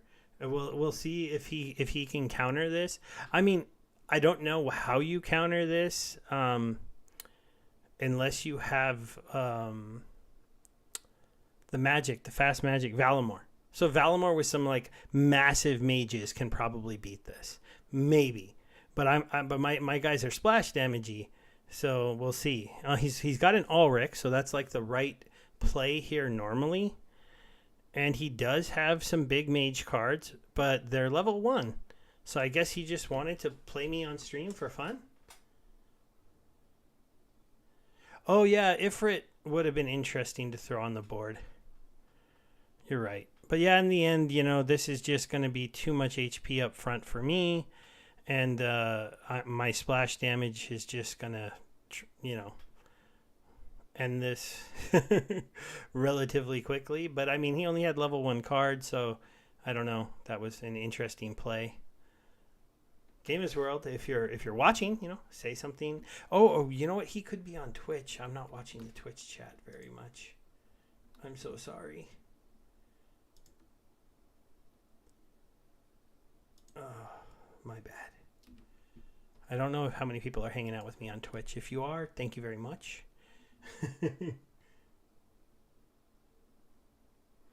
Yeah. I mean, I as we go here, maybe I'll start to talk a little bit about like more of my lineup ideas, though they're not like normally you want to check your team. Okay, he's only got level 1 green cards, so I'm not really too worried. On 46 mana in silver, I actually like Grum as a tank in the front because he can end up hitting people a little more often than you would think, especially if you can throw something like an ooze on the board. But if not living, because if it's either him or living lava, you're basically protecting yourself from mages. And then if you put cards behind him that are faster than him, there's a good chance that he might deliver a final blow. And then when he delivers that final blow, it's going to be kind of an interesting when he starts bloodlusting, because once he bloodlusts once or twice, now he's got 2 or 3 speed, and all of a sudden that speed issue isn't a problem, and he just starts crushing on people. And a lot of times you'll face another slow tank, right? So he's not going to miss this guy. It gets a little dicier up at the higher levels because his speed never gets any better, and some of the other tanks, their speed does get a little bit better.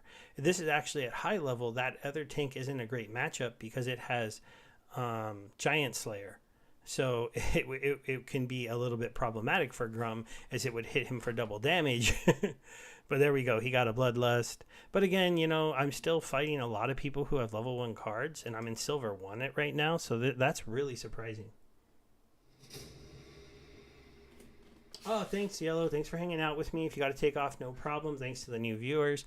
Again, for anybody who's just getting here for this grind, we are trying to push a alt account up by delegating the cards from my regular account to this account, and so far it's been working pretty well. I don't think I've lost a match in quite a long time, or since I started the stream I haven't lost. I rented them. I delegated them over from my main account that's up here in Champion. I played 1 match and we won that one here, and as you can see, it's up and down when you're playing in Champion. Win a couple. When I can win 2, lose 1, I actually feel good, and that's kind of sad. I've earned 8 chests on the day, 69 on the season here for these diamond chests. I haven't pulled anything amazing yet, which has been a little bit of a bummer. Though 5,000 DEC was kind of amazing, but like amazing, like gold foiled legendary or something crazy. Did not get, but maybe when we open these, that should be a fun stream, hopefully. But we'll have to see what happens. But basically, I got this one a water quest to do today, and so tomorrow I'll just make sure I don't get fire. And so I'm able to lend my fire team out to here. And how do you not get fire? Well, when you get your new focus, if it's your fire, you hit new. If it isn't fire, you hit nothing and you play it. So you do limit yourself from hitting the new one if, say, you got life or death and you didn't want to play life or death. But I can play pretty much any focus. I've proven that to myself that I can do it. It's just some are easier to fit into more rule sets, and you get to use every single time, whereas other ones you have to use sometime. So, still fighting level 1 cards. It's amazing to me that like right now it's like more likely to be playing level 1 cards in Silver 1 than it is to be playing non-level 1 cards. I have to admit, Earthquake, probably the rule set that's toughest for my card set. I only have these 3 cards that fly. So it's definitely one that isn't really designed spectacularly for me. But I still think the splash damage, if we're playing level 1 cards again, we'll just win the day. So we're just gonna go ahead and play them. Hey, how you doing, Raul? Good to see you. Oh, hey, good to see you, Gamers World. Thanks for coming over to YouTube. I got to remember to set up the Twitch thing to see how many people are watching there. Because I know I am streaming on Twitch, and I just forget sometimes that I am. And I just want to make sure that I mute it so that I don't get any feedback on the mic. But I can go to my channel, and I could see, oh, I got 3 guys hanging out over there. Thank you very much, guys. It's good to see you guys, so that's kind of fun. Ooh, I see I got a Prime Gaming member watching over there too. Oh, it's up to 5 now that I'm talking a little bit about the Twitch people. I am on Splinterlands TV now. I'll be on there again this Wednesday night. One thing, can you guys let me know on Twitch, does my mouth match up, or is there any kind of delay? I'm watching the chat and I'm kind of wondering because I think when I was on Splinterlands TV, they said that I was having some issues where my mouth wasn't matching up perfectly. The sound was like a little bit delayed. And I wonder if that's still happening.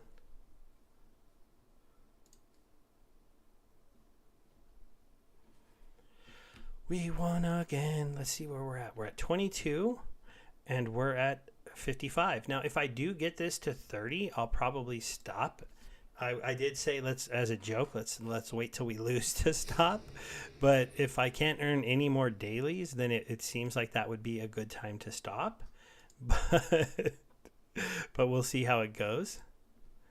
Let's see here. You do 3. You don't have your armor, which puts you at a disadvantage.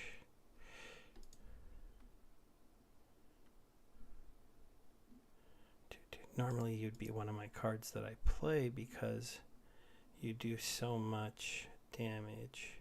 Just for fun, let's just throw Ifrit out here, and then we'll take that 2-cost card off because that one is just too cheap for this setup. And then we'll take a 6-cost one like this guy, and we'll put him up here to be a secondary tank. Great. No delay. I know there's no delays on YouTube. Is there any kind of delay on Twitch? The few people on Twitch didn't answer. I might have some kind of ghost over there, not fully paying attention, just kind of hanging out on the channel, which is still kind of cool. Oh, we got a similar matchup here. Ooh, they missed my Ifrit. That was that, and then they missed again his 3 speed, and then the mighty 5 attack on a voided character. So that was kind of cool. Overall, this is going to be an easy win. That's going to almost get us to 23 chests on bronze, and we are getting closer to entering into gold 3. Another Earthquake match. They keep trying to beat me with Earthquake, and I think they might do it eventually. Oh, and I lost one of my flying cards.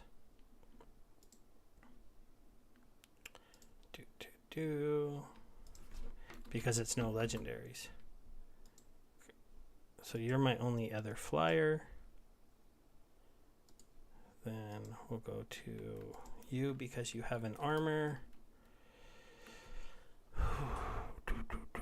I guess we'll use you because at least you'll lower their HP while you're alive.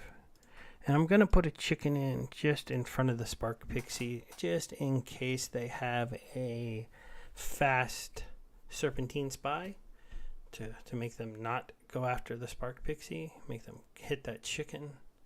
But they do not have one. Their team doesn't really fly either. They do have some interesting higher HP sneak guy back here that could be possibly a small problem, but it's their team's going to die too quick. Death becomes you. And both of your attacks hit my armor. Not my chicken! They killed my chicken.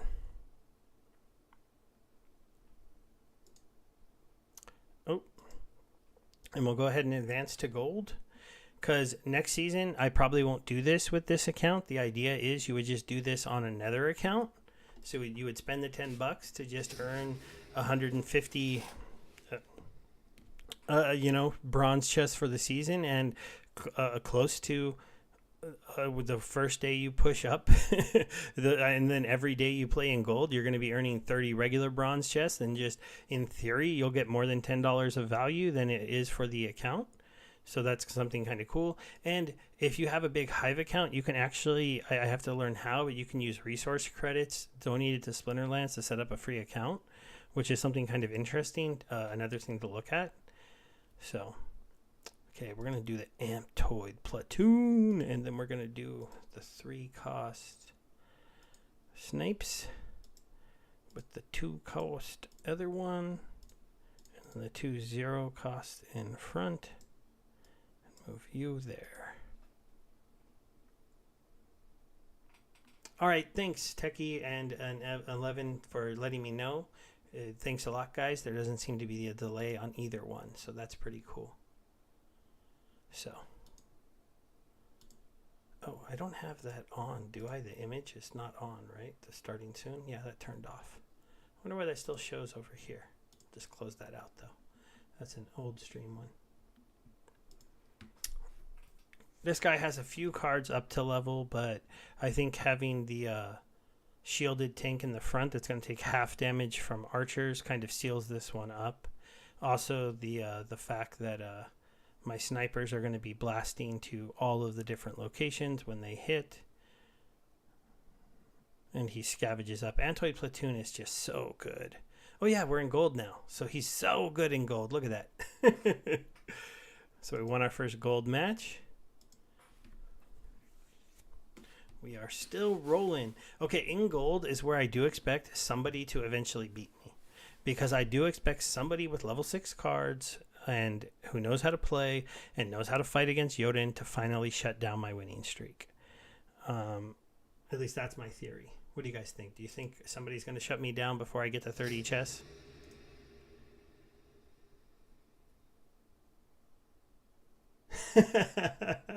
I've never heard that joke that living lava is slow because he smokes so many trees. That's pretty funny. I'm not gonna lie, that one made me laugh. So I'm going with a little bit of a different setup this time. I don't think, oh no, yeah, you do give me a speed boost now.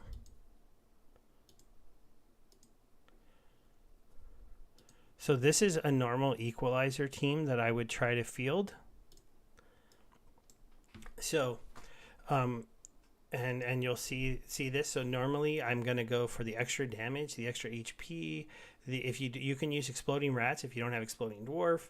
You push their HP up, and then you use as many speed buffs and debuffs as you have to make sure that he can get up his attack. Usually, if he gets off at least an attack, he's going to kill some people or cause some other people to die. So then you put a scavenging ant miners in the back who has a shield, and by the time he hits the front, he might have a lot of life. One of the interesting things here, the opponent didn't play anything that had high HP, so we didn't get boosted up very high, but he also didn't play any speed boosts. But I still missed because of that dodge. And that dodge twice is going to be one of the reasons why he's going to maybe compete with me a little bit in this. I do think in general my idea is still going to hold off and I should win this. But man, that dodge move is another move that people use in Equalizer. They put that guy up in the front position. But I think normally my play beats that pretty easily. And I beat it this time, but not all his cards were leveled. So that would have been interesting if all of his cards were leveled. But all right, this one's always kind of interesting when you reverse speed. One of the things that's kind of fun, they actually programmed, if you didn't know, Bloodlust does not speed him up in reverse speed, so he will stay slow even though he is he in theory gets 1 to all stats. So that's something that's kind of an interesting thing for you if you did not know about that. Where is... How fast is he now? 4. You're a little bit too fast. Okay, let's go to speed down. Oops, no, I'm sorry. Speed up. Who do I want to play? I have 6 left. Okay, I think I'm going to play you. And, oh no, wait, you slow now. I don't want to slow them down. So I'll just play you. And then I'll move you to there. Anybody else have any other kind of questions about anything that's going on?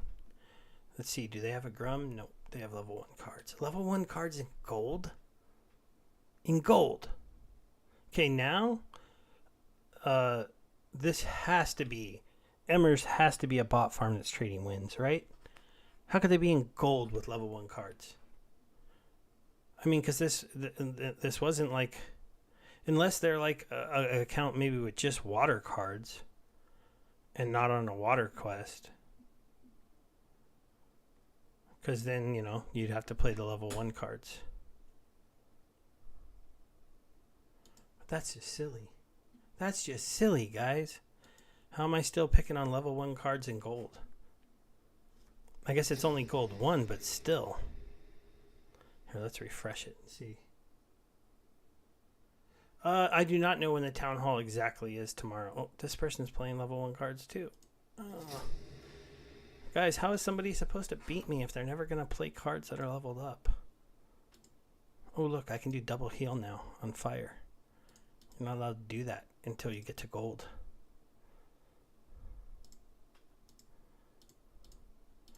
This team is like kind of bad, but it will probably still win because he's got level 1 cards.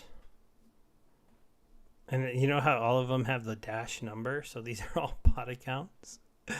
That makes me sad. We need more players with real cards to pound these bots so that they can't make it to gold.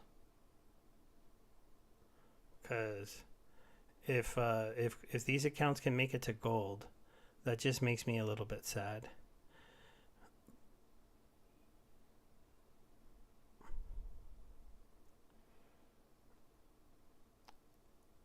You can't kill me. I have double heals.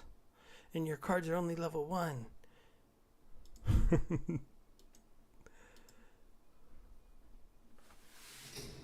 Let's see. Oh, we got a little leak. So can't use the Odin. So we'll probably do something very similar to what we just did right there.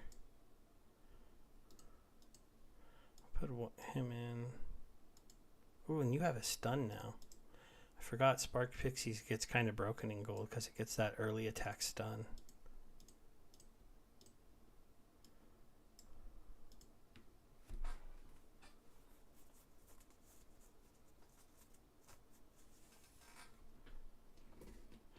Oh, I clicked on the advance button. I'm playing in gold, otherwise I couldn't be using level 6 cards. See? I'm level 6. So I have to be in the gold league, otherwise I couldn't use these cards.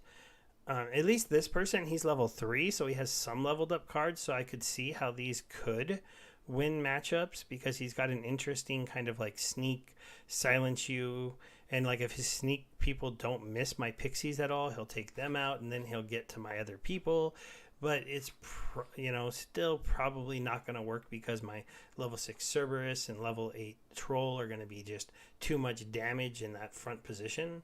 And then the double heal, because they don't have an affliction, they're just not going to get them down.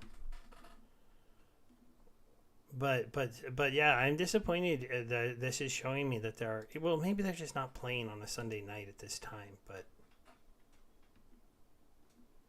yeah, you saw me in this stream. I have grinded now from the very beginning of bronze, earning 10 RP per point, and now we're up here at the high levels. So that's fun, right?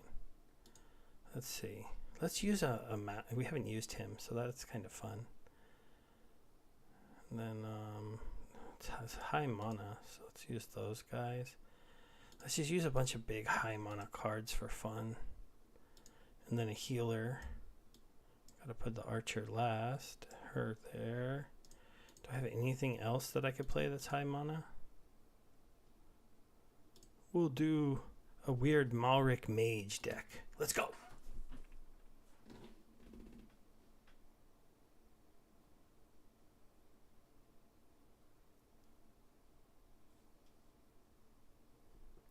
Well, like, here's the thing. If you go into gold, that means next season you're going to earn gold chests for your games.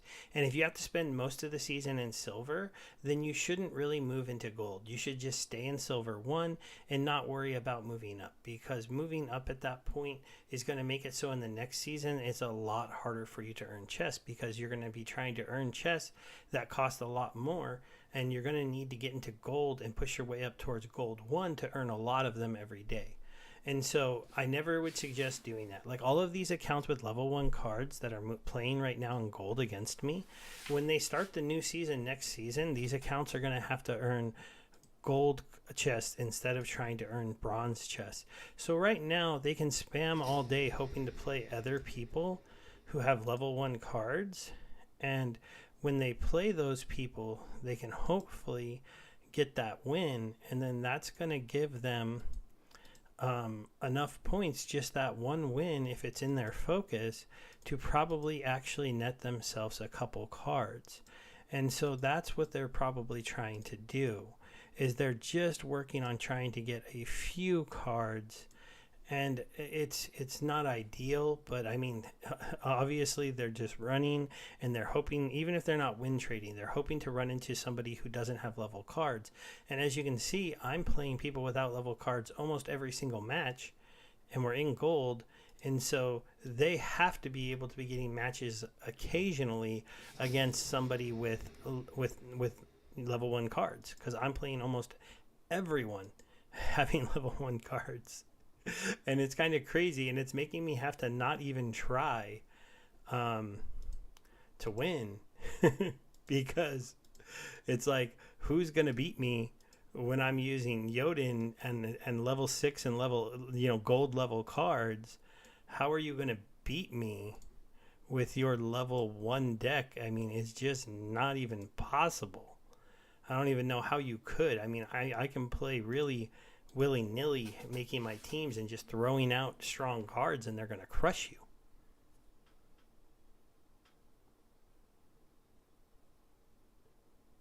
Yeah, you know what? It's funny. I feel the same way, Marlon. Sometimes you're like, mine never dodges, there's always dodges, and I never understand that. I was playing in Champion, I see that kind of stuff happen to me too all the time, where I'm just like, man, the RNG gods just did not like me in that match. But yeah, I hope that answered your question, Birds and Bees. Definitely, I would think that you don't want to move up. Hey, what's going on, Len PH and Twitch? Thanks for coming in. First time chat from you, so that was really cool of you to say hi. I am going to probably start doing some more special Twitch streaming eventually, because YouTube, my account's gotten kind of stagnant there. Man, this account, I could possibly make it to gold 1 today. That's pretty wild to imagine. Okay, normally I use this guy in the front, but we'll go ahead and try the other thing and throw a chaos agent out there. And then we want to throw like this card on the board and this card on the board because they're high damage people with like, and then we'll throw this one on the board to make sure our chaos agent has at least 11 life. And then we'll also just throw a healer on the board. Now, I'm not using all of the mana here, but these are cards I think that'll work. Oh, we are actually going up against somebody with level 6 cards. So level 6 death cards. Everything on his account is at level. So we'll see if his kind of sneaking cannot miss lineup. The cannot miss lineup is a good combo against my chaos agent. Oh wait, he doesn't. He's only level 1. I forgot. I don't have a leveled up chaos agent. So that was a bit of a mistake, but it was a cheap card to put there. But I probably should have put an attacking card. So we'll see if the first time I make kind of a mistake, it comes back to bite me or not. We'll have to see. I think I have enough damage to kill his Haunted Spirit turn 1. And I got kind of lucky that I put a shielded tank in the last position, so those sneak attackers are doing half damage and taking some thorns back. We had a big hit there because the Gorgodon is such a big card. And then we did one more thorns damage there. Our splash damage is going to take care of these guys. And so, the death team is probably not going to beat Jotun even when I make a little mistake and play a card I probably shouldn't have. But a little bit too much power there.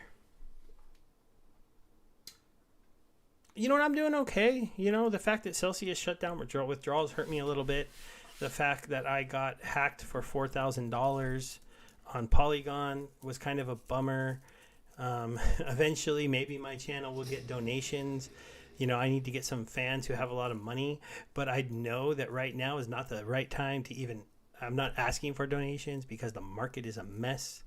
Things are in general just, I would say, close to being terrible. And so, right? Just, I don't think anybody's happy in the crypto space right now, unless you're somebody who is like massively shorting everything. But that's not, I think, that's like a trader. If you're in the crypto space and really in the crypto space, you were hoping that this would like be a new form of money that would help a lot of us, and that we would be super grateful for being part of it. And unfortunately, it doesn't look good right now. I'm expecting it to get better, but I can't lie that things just don't look spectacular right now. And my wife's just super glad that we literally pulled between our two accounts almost $100,000 out of Celsius, given I had to give, of that 100,000, I had to give 60,000 of it to the government last year and another 20,000 this year to pay the taxes I made from Towncoin. And I'm not bragging at all. I made a lot of money in those projects, so I had to give the government of America a ton of cash. And I wish I would have maybe put more of that other money into my bank account instead of buying more Gala NFTs and Splinterlands NFTs. But I don't feel terrible about that. I'm glad I have the NFTs I have, and I feel pretty good about this game and its future. I think once land is out and other things are going on, it'll feel pretty good, But thanks for checking in. Obviously there's got to be people, I've heard about a lot of people facing like much crazier problems. There's the whole thing about like anybody that had a loan out against a Celsius token and it went down like a grip right now, and you're getting told that you have to add more liquidity or you're going to get liquidated, but then they won't let you because they made no way for you to move around to coins in your account. And then like they're basically saying you would have to deposit money from the outside when we've said that you can't take money out. It's like, who would send more money to a platform to protect their BTC that they have a loan against when they're saying they can't take that money out? So you're going to have a whole bunch of people get liquidated. And the worst part is Celsius was such a solid, great platform, and then the SEC shut them down. and made them ban US users from adding more money, which created a crazy outflow of their token, and everything got shut down. And it's just one of those things where you're like, when is the US government going to stop protecting me? Because every time they do, it seems like they're hurting me as opposed to helping me. Okay, guys, this could be my first loss. I do think somebody should be able to beat a Malric. Oh, wait, I'm not playing leveled up people. No, Hive is not on the Ethereum chain. Hive is on its own thing. And the Hive blockchain is probably one of the safer ones to be a part of right now. Ooh, he had a good setup. If only he had played leveled up cards, he might have had a shot. Ooh, I got to retaliate to kill him. Cool, got another retaliate. My cards are getting the new abilities. You guys have watched the cards level up this whole time and gain their new abilities and things. So it's kind of an interesting thing to watch. Yeah, the trick shot with level 2 cards, at least level 2 leveled up. So we're up to 27 chess, guys. Our ECR is down to 56, but since I don't plan on playing this account tomorrow, we're also at 72 on the season. So that's pretty good. The plan would be right now to... at the end of this play session, undelegate all those cards so they come back to me, and we start that 24-hour timer of fire coming back to me. And then on tomorrow's focus, try to give him a different team of cards to use, so somebody other than fire. That would kind of be the idea. See, I'm willing to throw him out there with the 6 HP. If I end up going against a lot of mages, that could still be problematic without a doubt. But if we're going to throw them out there, we might as well do at least one speed debuff for the other team. And then we want to do the Plantoon because they're pretty cool. Cerberus because he's pretty cool. And then we still want to use Spark Pixies because that stun is super powerful at this level. And then if we have 4 left, we'll throw a heal on the board. Put the Pixies and Cerberus there. And that should hopefully work. Oh, gosh. I hate it when I spend so much time making my team and then it's a level 1. It's like, what was the point of that? Yeah, the U.S. government doesn't like stuff that it can't control, and it's kind of upsetting because you're just like, guys, oh, this guy's got a level 3 summoner. It's like you stopped me from doing so many things that I wanted to do. And why did you do that to me? I don't understand. And every time you did it, it's like it's hurt me a ton because like Celsius was humming along and doing fine for a lot of us. And then the SEC steps in and makes them change their rules. And then the token falls apart. People get liquidated. Life savings get risked. And a lot of people start yelling, not your coins, not your crypto. But it's like, yeah, but it wasn't a problem until the government showed up and said, hey, I'm from the government and I'm here to protect you. I'm here to help. Because those are, apparently the scariest words you can ever hear. So I'll stand by that. I agree because I don't think any of this stuff would have been a problem for us had that not happened.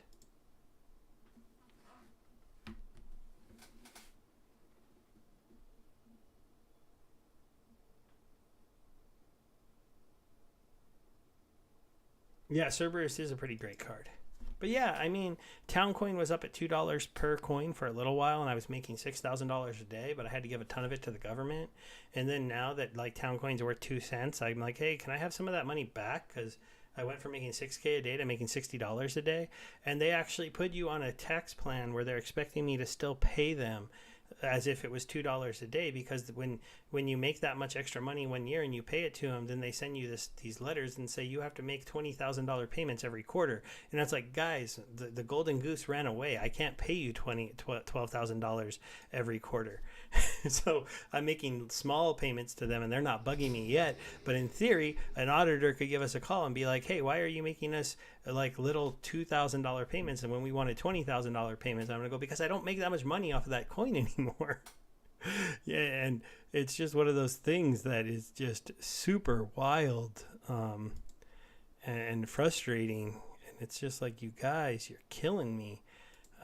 Why did you do this to everything that, you know, I don't know. It's just one of those things. I feel like they just destroy so much of crypto, and I don't see why they do it either. I don't fully understand the why. Maybe a lot of you have a good reason. I understand like they can't control it, but at the same time, it's like, guys, Americans have a lot of money invested in it. You're hurting a lot of us. Why are you doing that?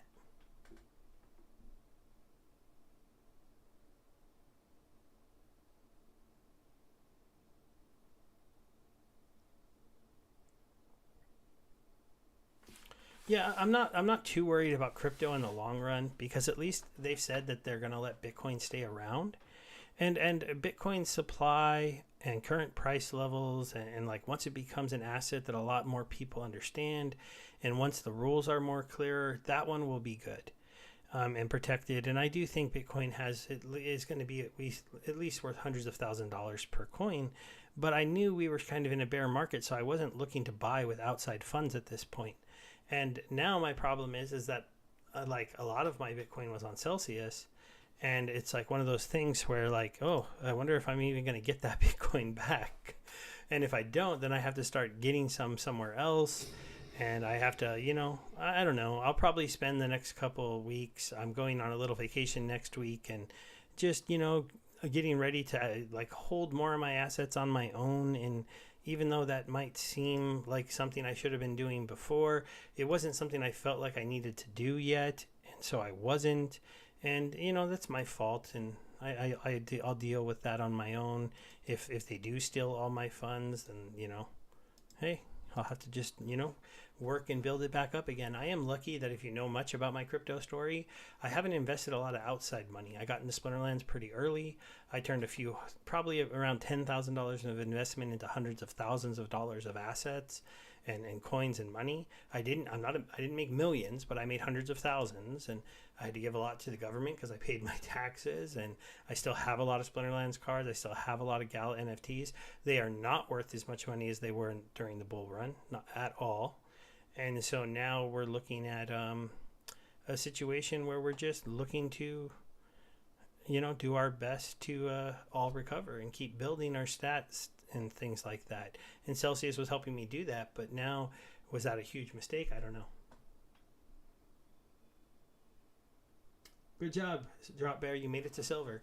My stream might be ending soon, guys, because I said if I made it to the max payout of 30 bronze chests, I would be stopping. We're not losing, and we're up to 28. And even with the ECR down at 54, if we're earning 13,000 per battle, I'm about 7 wins away from reaching that goal there. I do understand they want a big piece of the pie, Marlon, but if they know a lot of U.S. investors are in, and I guess this is just my thought, so a lot of U.S. investors are in crypto, in my opinion. We have some surveys that do say that it's upwards of a lot of American households that own at least a little bit of crypto. So it doesn't feel like it's something that they can get rid of, in my opinion. And since they can't get rid of it, it feels like, in my mind, they should be embracing it a little bit more. But so far they haven't. And it's a little bit confusing because if they can make us pay our taxes on it, I don't see what the big problem is. Hey, fat man. Splinter shards, huh?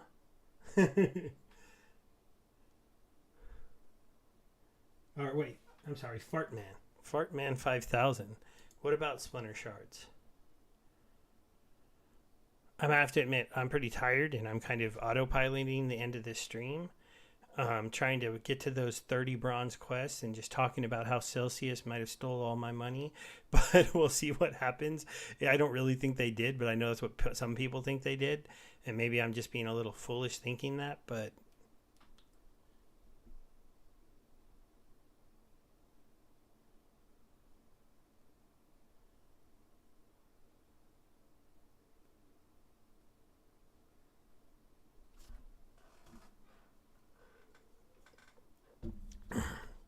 yeah, that's kind of funny. The one thing with Splinterlands and the massive delays we'd had with the land ecosystem coming out is that it's giving you guys, if you're newer, a lot of times to amass a lot of assets. And for sure, there's a chance that at least a few of you are going to end up with a lot more cards than you probably would have thought you could have gotten if you just keep collecting. And I'm not saying, invest at this point or bring in a lot of outside funds unless you have a lot of disposable income, but just keep playing the game while these rewards are really, really high and they're really, really good for you, and you're able to bring in a lot more cards, and hopefully you're taking advantage. I've done videos on blogging and making money on the Hive blockchain connected to the game. Ooh, it's funny that Shield Bearer becomes a huge problem for Zaku, but not until Diamond. And obviously, if he's level 1, he's not a problem. But at Diamond, he gets that return fire and those extra shields. And then you can play him with like 2 or 3 resurrects behind him. And if you're not playing any magic damage to get rid of those, to re-kill him, and you have to go through all of his armor and he's bouncing all that stuff back at you with like a Dax to give him extra bounce back, it can be pretty nasty.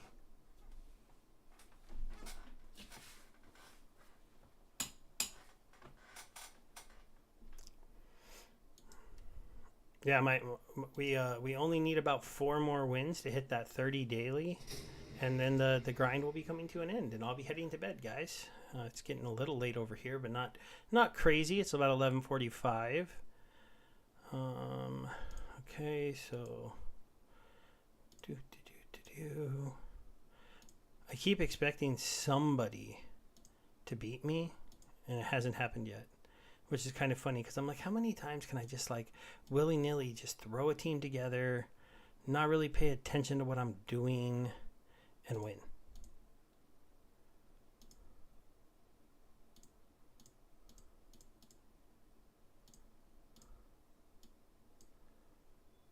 Because I've done it more times than I think I should have at this point. Whoopi Goldberg. What? Me, I'm in California, the United States, so that's why it's about 11:45 here. I live in one of the worst run states in the country with some of the highest gas taxes, highest prices, worst roads, highest crime in the major cities. And I was born here, and I've thought about leaving here, but when all of your family is here, it's a lot easier to say, hey, leave, because you could pay less taxes somewhere else. You could have less crime. You could have more freedom. But you have to say goodbye to your brother, your sister, your nephews, your nieces. It's like, and total family migration is something entirely different. Bob Dole, huh? We're getting some random comments here dropped in.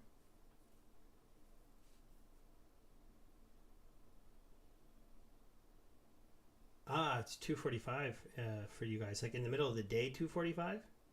Frankie Muniz, huh? I'd say I like Frankie better than Bob Dole, but I don't really know Bob Dole that well. A bit before my time of paying attention was Mr. Dole. Didn't really pay attention to politics until I get a little bit older.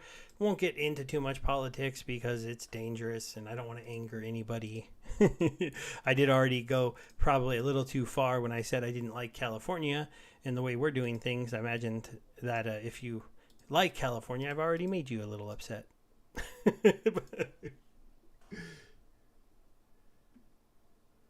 Yeah, South Carolina is booming. I have an aunt that lives there, so I could be... Oh, 2:45 a.m. So you should be asleep, sir, unless you are a nighttime person.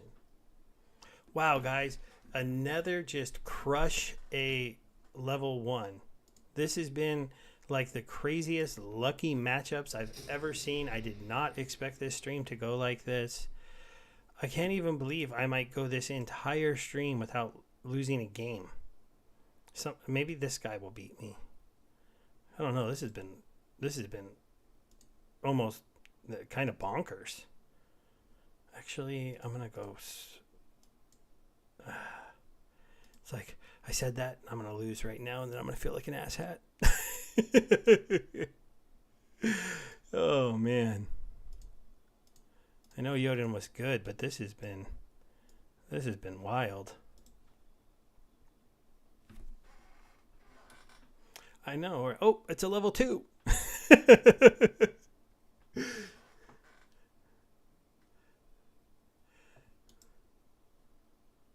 Yeah, I'm glad you love Splinterlands. I think it's a fun card game, and it's so fun to hold digital assets, have marketplaces that you can trade them, be on a blockchain that a lot of tax people don't even know about and don't even follow. And that'll probably change in the near future because I think Hive will become popular because at least some people will finally like the idea of all of the different front ends. They'll like one of the different things that catches them. Ooh, so we got that win. I think we need one more win. Yeah, one more win will hit this to 30 and hit this to 81. And then we'll see 2 hours, roughly, a little over 2 hours of playing. Let's see, they're going to make me work for it a little, maybe? So they have a Kelia that's level 4. It's funny, though, sometimes they play level 1 cards. So is this a bot that is giving free wins to another account? Because, like, what was up with this? Why did they play Bortus? Weird. Okay, so he's probably going to play Kelia. And he's going to have armor. So we'll do kind of an interesting team. So we'll match his speed boost. And then we'll play this guy. And we'll play some magic attackers. This is kind of a funny lineup that I'm making just for him. Let me see, what mages? Should I try a healer? No, I shouldn't try a healer. We'll have a blind to try to make him miss. Then we'll go here and we'll play our ooze to slow them again. We'll move that guy there, that guy there. And we're doing a fire speed magic team. Hey, what's up, Gravity? You showed up at the very end of the stream. Thank you, guys. Oh, it looks like somebody just added 9 people showed up at the near end of the stream. If I win this match, it's the last match of the night because this will give me a full 30 daily chests in bronze for 1 day. I moved accounts from the cards on my account that I wouldn't use because I'm on a water quest, and I said, hey, send them to this alt account. Let's go ahead and start him. Remember the first win, guys? I was getting 10 RP per win in the very beginning. And now we're going to see, I think I'm going to win this. Yeah, he's not going to have enough damage to beat me with those level 1 mages. That's kind of funny. Yeah, sorry, man. It was a fun night. I have a video going live with my daily rewards I claimed yesterday at 6:30 in the morning, guys. If you catch that one, that's pretty cool. Thank you for everyone that hung out with me this night. I mean, hey, if Celsius is going to steal my money, at least Splinterlands lets me delegate my cards to another account and earn 111 chests. 30 that I'll get to claim tomorrow when I do my video on claiming. I should be able to claim these ones in that video and just tell people to check out the live stream if they want to see how I got it. We'll see what focus he gets. I'm gonna pull back the delegated cards, but I'm not gonna show that on stream just because I might as well start the timer now because you can always redelegate them to the same account and they're able to use them. So if he was to get fire again tomorrow, I could just send everything over again and it would be fine, but we might as well start the timer resetting. Any last questions or comments or anybody want to do anything else? Thanks, guys. I really hope it was enjoyable. This showed an example of what you should be doing. Again, you don't have to have obviously you've seen I probably didn't need a Jotun made it a joke, but I fought level 1 cards all the way up. So if you've just got level 4 cards, you'll probably have a pretty easy road. Yeah, it should be fun. It should be fun tomorrow to open up these 30 bronzes and kind of I haven't done an open 30 because I've never earned the max amount for a daily. So all right, guys, bye.